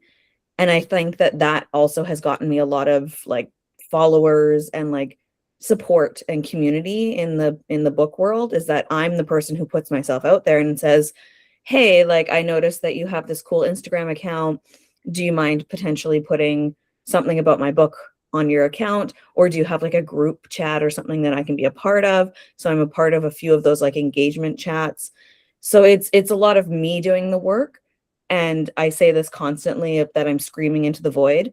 And it's exhausting. And I definitely feel that with Dodge, like I will post something and then it will get like, 2,000 views or something and then no sales. And I'm like, well, what's the point? So it does get very frustrating. And I think it's like, in a sense of, what do people say? It's like luck and coincidence meet preparation or something like that. There's like that saying. And I think it's very much in that sense where you need to be like, sometimes it's just luck. Sometimes it's just good timing mixed in with what you have already put out there in the world. And I'm just like, I'm exhausted by doing it. And sometimes I just need to take some time off. So it's you have to have that balance, that mental health balance. If it's too much and you're finding that you're getting burnt out, then you probably need to take a break from it. Like, don't let it take over your mental health in a sense. Because yes, you are a writer. Yes, you are trying to be creative, but you also do have to be marketing and out there in the world. Unfortunately, that's just how it is nowadays. Absolutely very true, Joey. Absolutely very true. And even leading into Lisa, being on YouTube, and also Nathan and Dodge can also attest to this, is that trying to market on YouTube and trying to build a following on YouTube and monetize is a freaking nightmare with the new format and setup. It is so stressful. It is unbelievable, like how much it is just to get like a like or a follow or a share. It is crazy. So Lisa, then Sophia, and then Dr. Angela. Yeah, and YouTube just made it a lot harder if you are following the new guidelines that they're putting out. So, but I mean, I don't know. I don't follow all of you. I've been on Instagram and TikTok for years. And all I can say, if I was to give any of you advice, okay, I've built up almost 500,000 followers in the course of 6 years. And the first 3 was probably the hardest time to do any of that. It's not the people that go viral overnight. It is so rare. It is not something that you should expect at all. If it happens for you, that's fantastic. But it is a slow, sometimes frustrating slog. So if I were to give you advice, I would kind of go back to what Joey said. Don't stress out about it. But here's what people are looking for. You need to build a brand for yourself as an author, and that's what it's about. And the one thing that people want more than anything is authenticity. With all the AI slop out there, people don't want that. They want you as a person, as a brand, as an author. Book talk on TikTok is the biggest, probably most revenue generating side of social media for a reason. It's because it's authors out there talking about what they love, what they're working on, and all of that. What I would say is treat your social media like Facebook 10 years ago. You're sharing on a wall. Okay, this is what I'm working on, guys. This is what I'm doing. And if you want to follow along, follow along. You cannot buy enough ads. You cannot buy enough people's time and expertise if you're not going to go out there and do it yourself. It doesn't have to be anything super huge. It doesn't have to be anything super edited. It could just be you talking about, hey, look at what I found while I'm researching this. People want actual people. They don't want inauthentic posts or, things like that. So show yourself, show who you are on there. And that's all I have to say about that. If you are looking to build a brand or you want to sell your book, you have to kind of put yourself out there. And it's really scary. And you're not going to be perfect. It's going to be really hard to talk to that camera. It's going to be really scary to talk to that camera. And you might second guess yourself 1,000,000 times before you put out a video. And that's okay. But you're not looking for everyone to like you. You're just looking for the people that are interested in what you're doing and putting out there. And that's who you want as your readers, right? That's who you want to read your books. So it's going to be scary and there's going to be a lot of mistakes. And you're going to find that, hey, this post really didn't land well and this one really did. And you're going to keep second guessing yourself and you're going to keep saying, this sucks. I'm just going to quit the whole thing and I'm just going to walk away and delete my account and that's it. I don't want to have to deal with stupid comments. I don't want to have to deal with bot comments. I don't want to have to, have people criticize me or the way that I look or the way that I talk or, all of those things. Or what if somebody thinks you can have 1,000,000 reasons not to post. You can have 1,000,000 reasons to second guess yourself. What I'm saying is all you have to do is just post and be yourself. It doesn't have to be super fancy. It doesn't have to be super edited. Just share what you're doing. That's what people want. And you're not going to be perfect and you might only get 20 views. But hey, that's 20 people that came in and saw you at a bookstore. So think about it like that. These are people that are going to see what your book is. That those 20 people would have never seen it otherwise. So that's all I have to say. And thank you so much for that, Lisa. Thank you so much. And actually, Dodge just posted something in the comments I'm actually going to read. And he asks, do we need to think too much about sticking to a schedule? That's actually a really, really good question. So I'm about to pose that to Sophia, and then also Dr. Angela. So Sophia, we'll start with you. Okay, first I wanted to thank Lisa, well, and everybody that spoke before, because I'm very new to social media and I was super scared to start. I'm a very shy person. I'm actually very recently discovered I'm autistic, so super shy. All of this is masking. So to be able to, show your face and, be judged to the eyes of others, uh, that was something very overwhelming at first. And it took me the longest time to decide and just pull the plug, just go and do it. So I've been at it for over a month and it has been a learning curve. But I think the most wonderful thing about it is the community. A community of readers and writers, particularly fellow writers who are going through the same thing. And they may be a step ahead of you in some things and maybe a step behind in some others. For example, some of you have already experienced what it is to be self-published and all the sales and the ads and all of that. You may not have written 9 books, but you're ahead of me in that regard. For me particularly, I feel like I already have a career. I'm just trying to build a new one. And in my experience on the first one, which was also art related, it's just about being consistent and just being stubborn enough to keep at it. So, Dodge, this is my word to you. Just keep at it. You know what you have, just keep at it. And something that I've heard a lot, and I don't know if someone else can enlighten us about it, that actually has the experience, I only heard about it a lot, is that the secret to success as an indie author is about building, like, not only an audience, but also like writing many books and publishing many books. It's like maybe your success will reach you with book number 10.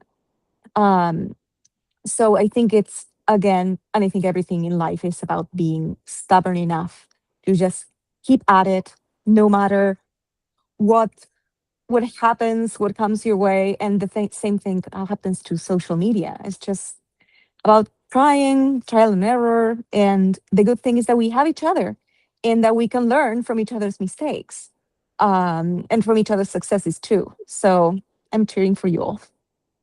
Thank you for that, Sophia. Thank you so much. All right, Dr. Angela, and then Dodge. I wanted to agree with Sophia about finding other writers and other type of artists, people, and belonging to those communities. That is one of the advantages of social media for me. And the second is having my students from 40 years ago actually find me and say, Dr. Mom, because that's how they refer to me. Dr. Mom, you're still alive. And my second book that I published back in March, I actually got to separate 2 different students from 2 different decades, bouquets of flowers mailed to me.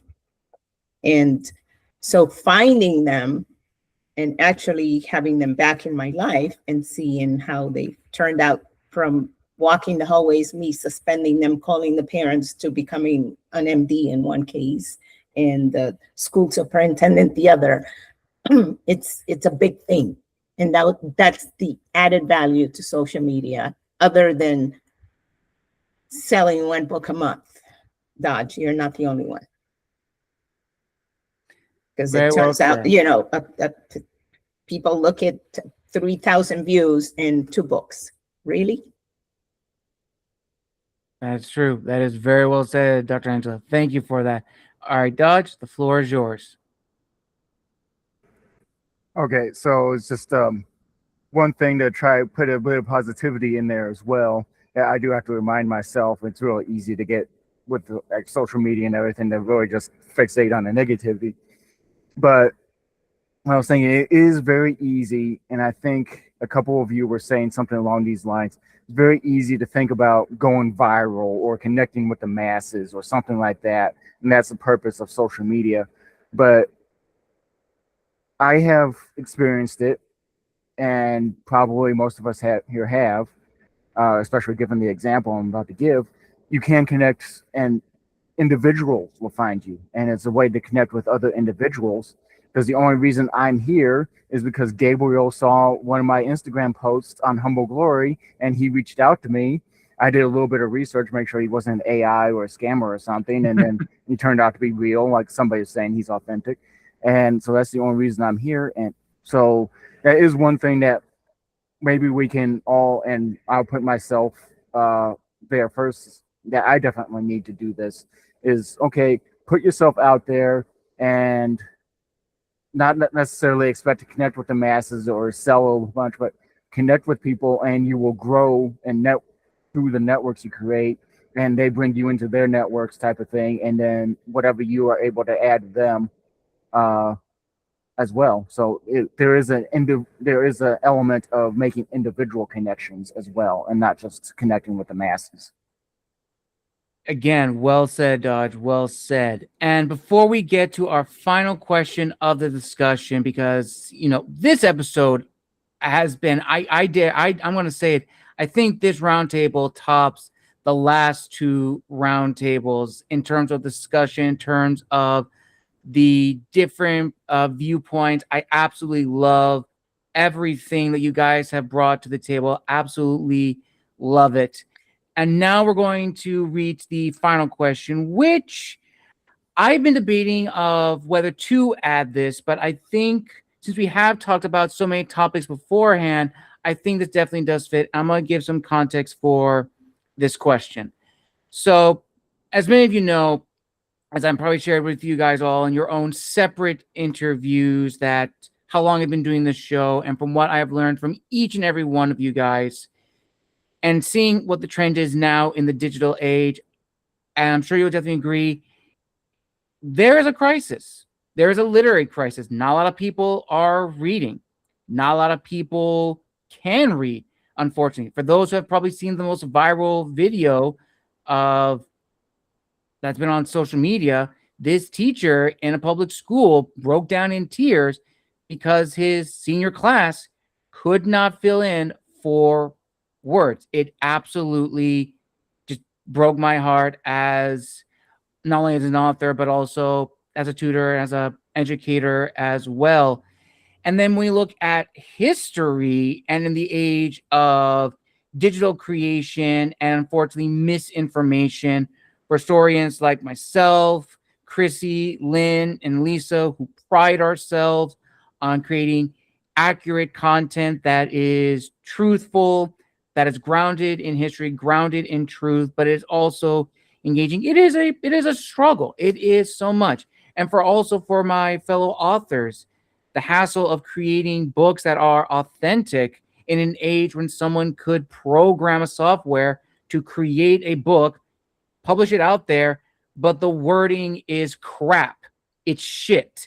It does not make any sense. So my question to you guys is this. When it comes to time to probably step away, to say, I've done my part, I've done what I can, and looking back on your guys' legacy as creatives, authors, content creators, and historians, would you guys want to think and believe that among the many accolades that you guys will achieve in your own careers, that your works are out of the ones that get people back into reading? And for my fellow history creatives, fellow historians, that your dedication, your contribution to the scholarship is what gets someone back into history? Because let's face it, the teaching of history has changed. It's not as it was before, and it has turned people away. But as I've seen with so many of us in the historical world, we are pushing to break that mold and make history very engaging. And I'm again going to point to Lisa. I've watched her videos. They are some of the best I have seen as a fellow historian, as a fellow content creator, and I urge everyone to go and check her out. So long-winded question, I know, but that is my question to you all. What is the legacy you want to leave behind as an author and or historian? All right. So we're going to start with Dodge, then go to Dr. Angela, Lisa, and then Dr. Chrissie. So, of course, it is a very complicated question to answer, and I'll try to keep it short and on target. One thing that haunts me from time to time, and I think it was specifically said about Edgar Allan Poe, but has been used as a general term, that a true artist is never appreciated in their time. But it's like one of those things. It's like, okay, I don't want a legacy of being super popular or rich, famous, anything like that. I just want to be able to make a living doing what I love. That's all I want. And just as you were talking, the other thing to keep it narrowed down, okay, there might be one more thing, but if my brain connects back to it, there was something I heard before, and it was talking specifically about the news. And one guy, he was and this was a fiction TV show, but I'm sure it was very much real as well, real sentiment. But it was a jaded reporter, and he said something to the line of, people get the news they deserve. And the guy talking to him responded very quickly, no, they get the news they're given. So if we were to give up, say that we aren't going to do this anymore, we've done our parts, and people are not, that it's not available out there, we just say people, this is what the culture has gone to, this is what they deserve. They're getting the entertainment, they're getting the books or the media that they deserve, and we give up. No, there is an element as well to they get what they're given, and we need to be out there to give them books to read. Even as Nathan was saying, books that could be made into movies, and then maybe somebody sees the movie first and is like, I wonder what the book was like, and then they'll go and read the book, type of thing. And then it just comes down to, I know somebody was saying it specifically, maybe a couple of people were, about being authentic. I am seeing a great growing hunger, and I have seen it with all the AI stuff going on, the inauthentic stuff going on, people putting out product instead of putting out art. There is a hunger right now for true art and true artists. And it's one of those things, I know a couple of people, especially saying to me specifically about being patient. I know Nathan was saying now about social media being patient, and Lisa, hang in there. If we give up too soon, if the artists give up too soon, and then once the audience comes around and the art isn't there, then they give up. So we as artists of all types, and because I even think historians, the way I look at it is that there is an art in science and there is science in art. So this applies to the straight up nonfiction historians as well. If we as artists give up, then that's when things are truly lost. Well said, Dodge. Well said.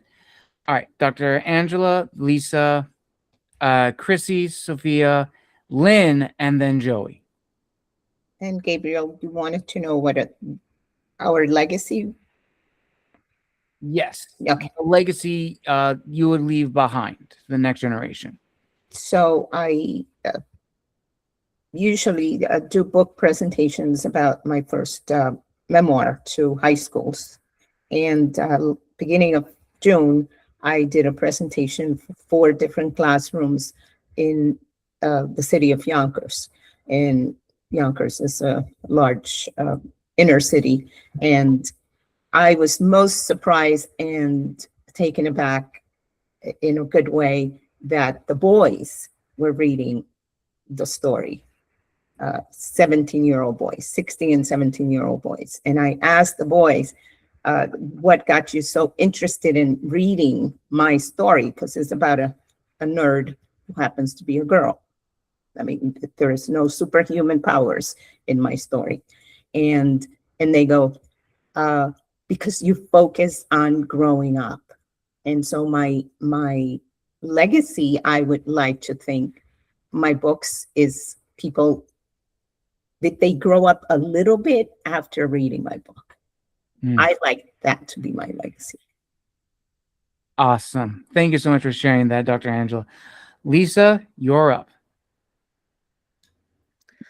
So I started Historical USA because I grew up in Phoenix, Arizona, and there's no Revolutionary War stuff in Phoenix, Arizona. Okay, there's just none. And I've always been fascinated with history, and I always was like, I want to study European history. It's older. There's so much more of it. You know, World War I, World War II. I was just so fascinated with it. And then I moved to Charleston, South Carolina. And it was like being introduced to a whole new perspective or a new experience of history that I've never seen before, that I've never even grew up with.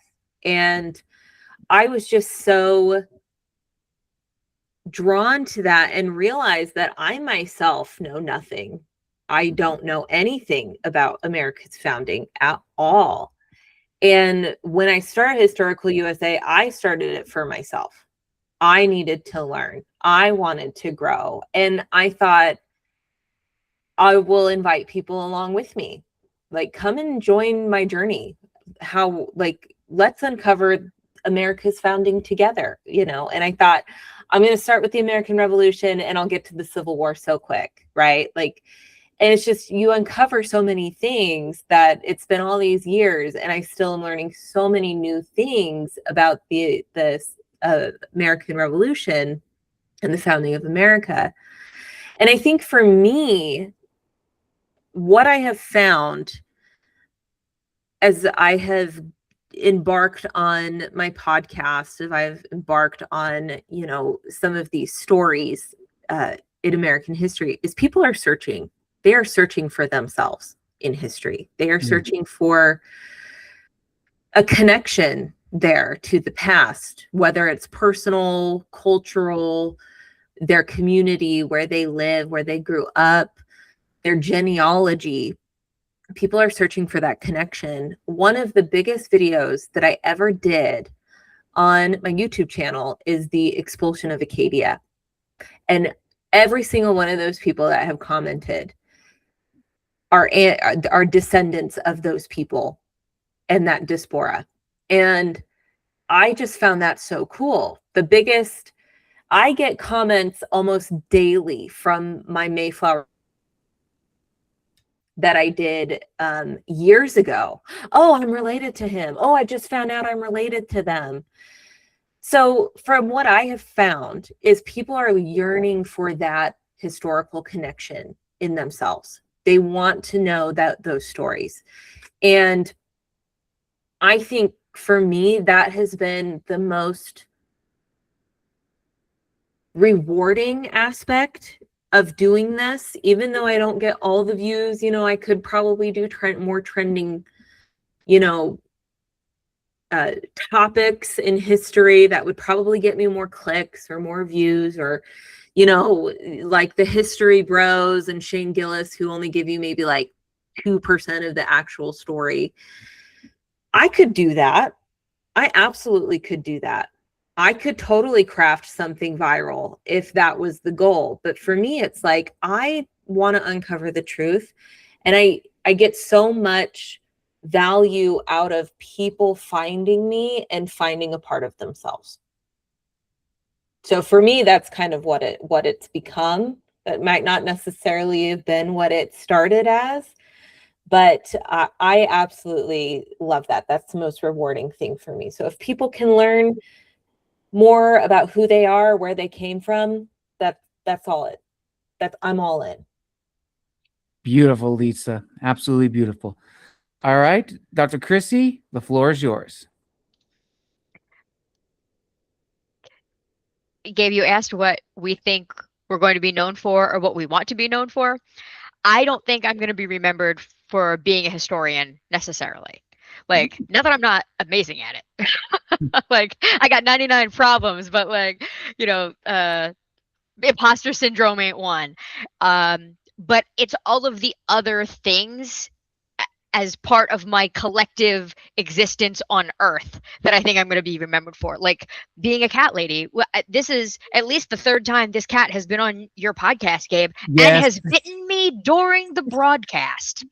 But I think that my legacy as a historian has been, and probably will continue to be, connecting to individuals in a one-on-one sort of way, from either studying something that's kind of hipster nonsense out there, or from doing oral history research and making them realize that they were witness to something kind of bonkers or kind of interesting, and I'm willing to document that. That's like, I'm not going to necessarily be remembered as a historian, but I think that I will be remembered. Absolutely. Absolutely. Thank you, Dr. Chrissie. Thank you. All right. Sophia, then Lynn, Joey, and then Nathan. So I'm going to be unmodest about it, but I'm going to explain. I'm here to change the world. But I have a particular definition of what changing the world means. As a concert pianist, I can play in front of 100 people or 10,000 and maybe touch one spirit. Just have one person's life be a little better for a little while during the length of this concert or this piece, and the world will be a little better. I'm changing the world for the better just because I improved that person's life for this little moment. So I think as writers, as investigators, as historians, I think we can all change the world in our own little bits. It's just about leaving the world a little better than we found it with our work. If someone got moved or thought a little or was rattled a little by what we wrote, then I think it's all worth it. And no matter how little or how big, we are changing the world. That's my little. Well, thank you for that, Sophia. Thank you so very much. All right. Lynn, you're up. My legacy that I would like to lead is for people to pick up the passion of history, to try to understand where they come from, who they are, and why. I want people to know these men and women who served in our military, who put their lives on the line each and every day. So we have this freedom to talk and share with other people for what we believe in. I want their stories to be told. I don't want them to be forgotten in the discipline of history. I want people to know who these people are. And so sometimes it might be, pulling, like I've got to do oral history in the past, and that's always fun to talk to somebody and hear what their, experiences are in the whole 9 yards. But I want that to be something, as someone who's taught, to me, making history something that's accessible to them and they want to learn from it and be excited about it and everything, and making it fun for them. That's important to me. And that's the reason why I do what I do, why I write my history, is so people can learn about these individuals or these peoples or these battles and learn why they're important to us as Americans and what their role was. Absolutely, Lynn. Absolutely. Joey, and then Nathan. Yeah, I guess to quote Hamilton, because I'm a big musical theater nerd, legacy is planting a seed in a garden you never get to see. It's you leaving something behind that you might necessarily not see the impact of what it will lead to. And I find myself thinking about this throughout the process of like, well, holy crap, I've published a book and it's out there. But it's also something that's going to be around in the world long after I die, as long as there's, publishing and books and markets and everything still available online. And it's scary to think about, but it's also pretty cool. and I also just like, I think of it in a sense of like, again, being a mom and what I can give to my daughter and future son, and like what I can leave for them. And it's difficult, obviously, navigating the world nowadays as a parent, with social media, with online presence, with how young kids are getting into all of this. And I really like, our family is very pushy of books and literature. And our daughter, she loves books. That's her go-to of like, I need to calm down, I'm going to go read a book. So she's very much in that book world already. And it's because we, like my husband and I, really pushed this to make her a reader at a young age, just as my parents had done so and my grandparents had done so. And you can definitely tell the difference. Like, I work in the school system. You can definitely tell the difference between the kids who read and who do not read and focus on technology and being online more so. Even the young kids, I'm in a grade 2 class. I've seen young kids who try to write stories and that's their assignment. A lot of kids will just regurgitate a show or a movie or something they have seen. And the kids who are reading at home, that are reading at home with their parents, are the ones who are creating actual stories and something new that you're reading from their assignments. So it's really interesting to see how the next generation is going to take online technology and run with it, or let it hinder them, or let it flourish their creativity, or let it stifle them. It's very interesting to be now a parent and seeing that. And I hope that like the legacy will be that we continue to push literature in any way, shape, or form to the next generation, that they are able to take that and hopefully run with it. But I start small, I start in my own family, and just hope that it kind of branches out into the world for the next generation. Beautiful, Joey. Absolutely beautiful. All right, Nathan, bring us home. No worries. Yeah, I just well, first off, like I don't really know what my legacy is. I feel like, there's so many videos on TikTok talking about like, oh, like what do you want to be in life? You got to be something special. Honestly, I'm just happy that like I'm just going through day by day doing stuff like this, taking care of myself. I think there's a huge focus on like things that we need to do, and like the society that we're in is very objective based, but we're not machines. I think there's a lot more work that goes into being who we are than what we take it for. And I think as long as we take care of ourselves and we're the best that we can be, I think the legacy you create are the small impacts you make along the way. And like, the reason I share that is because I think this is important for this question. Book-based started because I hated reading. And, it's so funny because I talk to people and they're like, wow, like you read so many books. Like, when did you start? And I'm like, well, I started from my master's program, unlike Joey's household, like I started reading when I was a kid, and then high school came with all this classic literature. And like, it's not like I don't like it, but it never resonated with me as a child.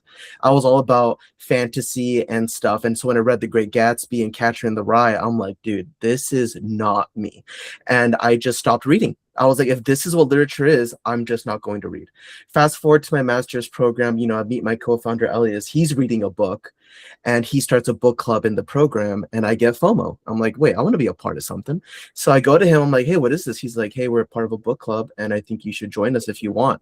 Like, no, reading sucks. Like, I've read books. Like, it's not a good experience. He goes, no, you're just not picking the right book. And, I read a book that actually engages with me, makes me think, and all of a sudden, oh, snap, I love reading. And fast forward again, I worked at a school. I recently stopped working there, but for these last 2 years, I've worked at elementary schools. And just like Joey, I have seen the difference in our education system. Kids are not as literate as they used to be, and kids aren't even seeing the value in pen and paper compared to, hey, I could pick up a tablet, get immediate, brain chemistry because I'm watching something that I like, all these bright colors, all these all these things are just chasing my attention. Reading a book, I don't have the focus for it. I don't have the time for it. And honestly, some of the words are hard to pick up. Why would I try? And, I see this and like, of course it affects me because I don't like seeing this, but I didn't really know how to address that because I was just an assistant at this after school program where I would just watch kids. I wasn't a teacher. So what I would do is like, when the kids were all taken care of and they were all just, occupied doing whatever they need to do, I would grab a book and I would read. And this is actually hilarious because Gabriel, I was reading your book at the time.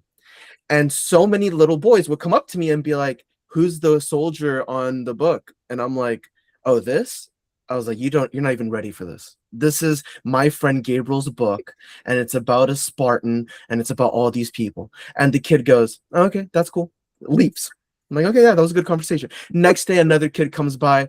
Hey, my friend told me you're reading this book. Like, you're talking about Rome, like Spartans, like you're talking about like all these characters. I'm like, yeah.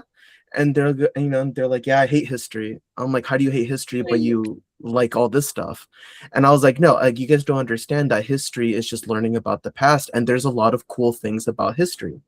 And I realized that, like, these values that we're seeing people forget, it's not that they don't exist, it's that we're just not communicating it as well as I think that we need to, as this rise of technology is starting to appear and be more, present in our lives. I think what Joey's doing with her family by like, hey, like saying that reading is important. Hey, just like my grandparents, like my parents, you should read a book and think of this as a safe space rather than this being like a task or an objective. Because that's how it is with history as well. Whenever people care about history, more often it's because it's assigned to you, or you're in this random GE class and you learn about something that you never thought was like important, but oh my gosh, like now I'm listening to different types of music and I'm engaging different types of topics. And I think the value of history and reading are pretty much the same, where it's like you're learning about something that's extremely important, and rather you might not see the value right now, it might come to you in the future.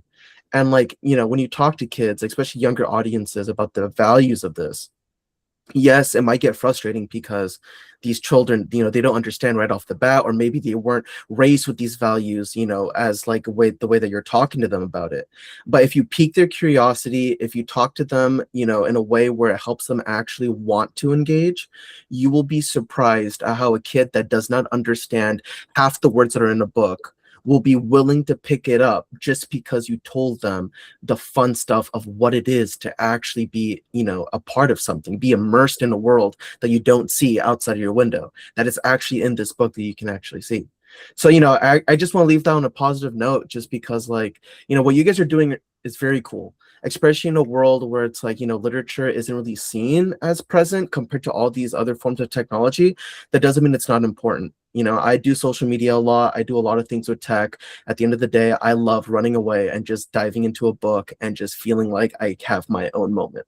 And there are a lot of people that feel like that, young, old, or anything in between. So yeah. Thank you so much for that, Nathan. Thank you so much. And I actually just want to add one last thing before we wrap up this incredible discussion. And it's something that I have not shared with a lot of people, or practically just anyone. So a little bit about me. I was growing up, I wasn't the type of kid that can read on my own. I was a kid that had to be read to. I was an audio kid, audio listener, if that's even the right word. I had to be read to growing up. I couldn't read on my own. It wasn't until after listening to someone read to me over and over that I could read on my own. And I remember just that feeling, just that passion from listening to someone be very animated with storytelling, that as I got older, I would go to my mom's school and read some of the old kids' books that I still have.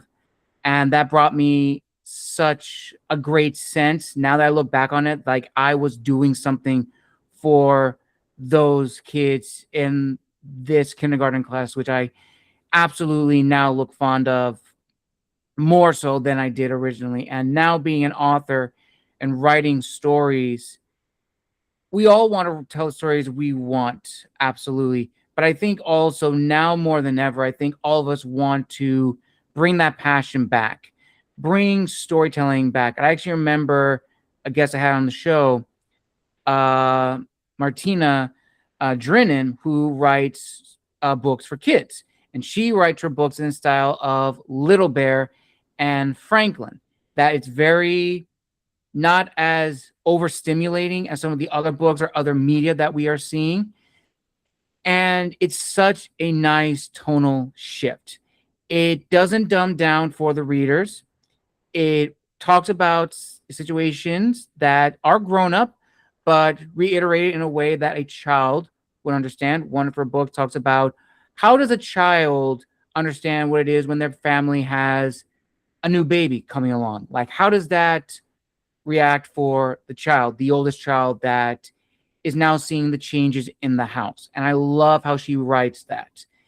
And it's such a really cool thing. And she's read this book to like the class that she's has gone to or been approached by some schools in her area to read. And I think it's honestly just beautiful. And I think to wrap this incredible discussion that you guys have talked about so beautifully, so eloquently, is that for our legacy, I think we want to ultimately tell the stories we want to tell, have those engagements, make those memories, and ultimately achieve in a sense of immortality. Live a life that is of worthy remembrance, that people will remember what we did, the contributions we made, and the people we have inspired along the way, to pick up the quill to write stories, or to go into the field of history and preserve history, to teach history, to write about history. And I think if we do our part and we just inspire the next generation, even if it's just like one person that has told us or reached out to us saying like, you were such a big role in my life, that's worth more than any book sales, any conference, anything, because you cannot put a price on that. And on that note, ladies and gentlemen, we conclude our third ever roundtable here on Tales from the Wandering Scribe. I want to give a huge thank you to all of these incredible ladies and gentlemen for coming on the show. One of our guests did have to leave, Sophia, but I want to give a huge thank you to Sophia for coming back on the show and joining the roundtable. And before we wrap up, I want to give each of you guys the opportunity to let people know where they can find you on social media, where they can interact, and if you have any special announcements. So we're going to start with Dodge, then go to Chrissie, then Lisa, then Angela, Joey, Nathan, Lynn, and then end with Brooke. Okay, so just throwing it out there from what we were discussing earlier about social media, I think I'm going to make Instagram and Facebook has already been this way for a while, a more of inspired type posting instead of sticking to a schedule. And I really think I'm going to lean more, despite everybody talking it up with the book talk and TikTok in general. I'm very adverse to trying to get on TikTok. I think it would just drain me way too much. Anyway, but I think I'm going to really lean into doing my YouTube channels more. I have 2 of those channels. But as far as where to find me, the easiest place to go will probably be my new website, which I can type into the chat here, but it is marinstation.com.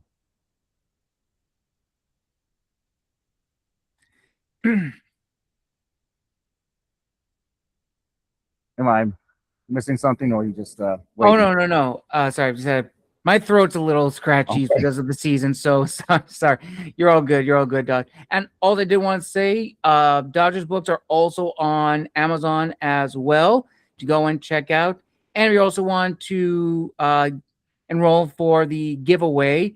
You can also check out his social media posts on Instagram as well. And all the social media links for all of you guys, I will send that in a mass email so you guys can follow each other on all platforms. Gotta get a water. All right. Dr. Chrissie, you are up. Awesome, Gabe. Thank you. I look forward to hobby stalking all of you. Some of you I'm already hobby stalking, Lynn and Gabe. You can find me at letsmakehistory.com. And I'm the food historian on Instagram, but I rarely post. It's mostly pictures of my cat. So, but it does exist. And also on LinkedIn as well. So I'll also be attaching that as well so you can follow her. And Lisa. Okay, this was great. I learned a lot, and I loved getting to know all of you. As far as where you can find me, I'm on Instagram, I'm on TikTok, I'm on Facebook, I'm on YouTube. I post pretty consistently on kind of a number of different subjects. It's all historical USA. My podcast, we're in season 3, the beginning phases of the American Revolution. So we're headed to Saratoga. I am slowly building up my YouTube channel. I had my YouTube channel at 17,000 and it got nuked. That was my own user error. So I'm rebuilding it back up. We're getting there though. We're getting there. But yeah, so I just started. We're on coming up to week 5 of the podcast. And we're moving and grooving, and yeah.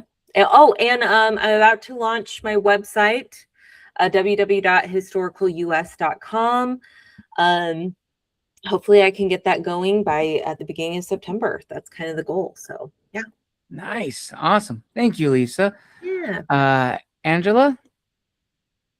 I don't know where to find me, so I'm looking it up because I really do not run my social media. Writer Angela Arias 646. That's Instagram, and then that's a link tree there with everything else. Awesome. Thank you. Joey? Yeah, I'm primarily on Instagram at Joey Coleman Author. I do have Facebook as well under the same tag, and then my website, www.colemanbooks.ca. But yeah, my book, The Darkness in Us, is available on Amazon and Kobo and other places. I'm thinking of potentially going back to Kindle Unlimited, so I might be off of other avenues for my ebook especially. But you can find it all on my Instagram page. I've got a website on there that links to everything. Awesome. Awesome. Nathan? Yeah, my name is Nathan. I am a co-founder of Bookbase, where I interview authors, I do book reviews, I vlog local events, and I do movie book comparisons for both authors and readers alike. If you guys want to check me out, I am at Bookbase App at Instagram, Facebook, and TikTok, and my website is www.bookbaseapp.com. Thank you, Gabe, for having me on here, by the way. That was awesome. Absolutely, Nathan. Absolutely. Lynn? You can find me on LinkedIn, and I guess I need to do better getting on social media. Because that's only thing I have. I have set up a Twitter account, but I haven't done anything with it. I'm trying to decide I'm trying to decide my brand name right now. So that's kind of where I'm at. And maybe I'll put it on Twitter, LinkedIn, and get people's response to it or whatever and see. But that's kind of where I'm at right now, just LinkedIn. So Awesome. All right. And finally, Brooke. Yeah, thanks for having me. You can find me on Instagram at Brooksy Books and Facebook at the same name. And book 3 in my children's animal rescue series just came out a few months ago. It's available pretty much anywhere books are sold, as well as it's sold at the Dreamers Bookshop. I know some of you I met through that relationship in Belgium. Yeah, this was a real fun way to spend a couple hours. Awesome. Thank you all so much. And I'll be linking all of that down below in the description of this video. All of these incredible authors and historians are featured in their own episodes on the channel, so I highly recommend you go and check them out. And Brooke, I know this is also your first time being on the show, so be on the lookout for an email from me afterwards, because I am going to have you back on the show in your very own author interview to talk more about your books and your journey as an author. And also, viewers and listeners, thank you so much for joining us for another roundtable. If you'd like to see more of these, comment down below. If you'd like to see a particular theme for a roundtable, also comment down below. I really love doing these roundtables. These are really, really special. Lynn and actually Chrissy know this way back in the day. I actually started doing these towards like the very end of the year. Lynn and Chrissy were both on, I want to say maybe like 2 or 3 years ago for the last, it was a historians roundtable for all my historians guests. So I'm now bringing these back as a monthly thing, and a lot of people seem to enjoy it. So I'm really glad to be doing these again. And who knows, viewers and listeners, if you would like to see a return of the historians roundtable back on the show, I will make it happen. You will most likely see Lynn. You will most likely see Dr. Chrissie back. And also Lisa. I'll also try to get her back on for Historians Roundtable as well. So if you'd like to see all that and more, you know what you have to do. Like this video, comment, and subscribe to the channel, and follow all of these incredible and wonderful people. I cannot stress that enough. They are absolutely amazing human beings. I've learned a lot from them. I've learned so much. They are honestly, no words can express my compassion for these guys. They are simply the best of the best among everybody that I've had on the show for the last 8 years. So I know I'm kind of going on a tangent, but thank you everybody for joining us. And as always, this has been the Wandering Scribe and the Wandering Quill signing out. Wish you all a wonderful Friday wherever you are in the world. Take care, everyone. Enjoy the weekend, and we'll see you all in the next episode here on Tales from the Wandering Scribe.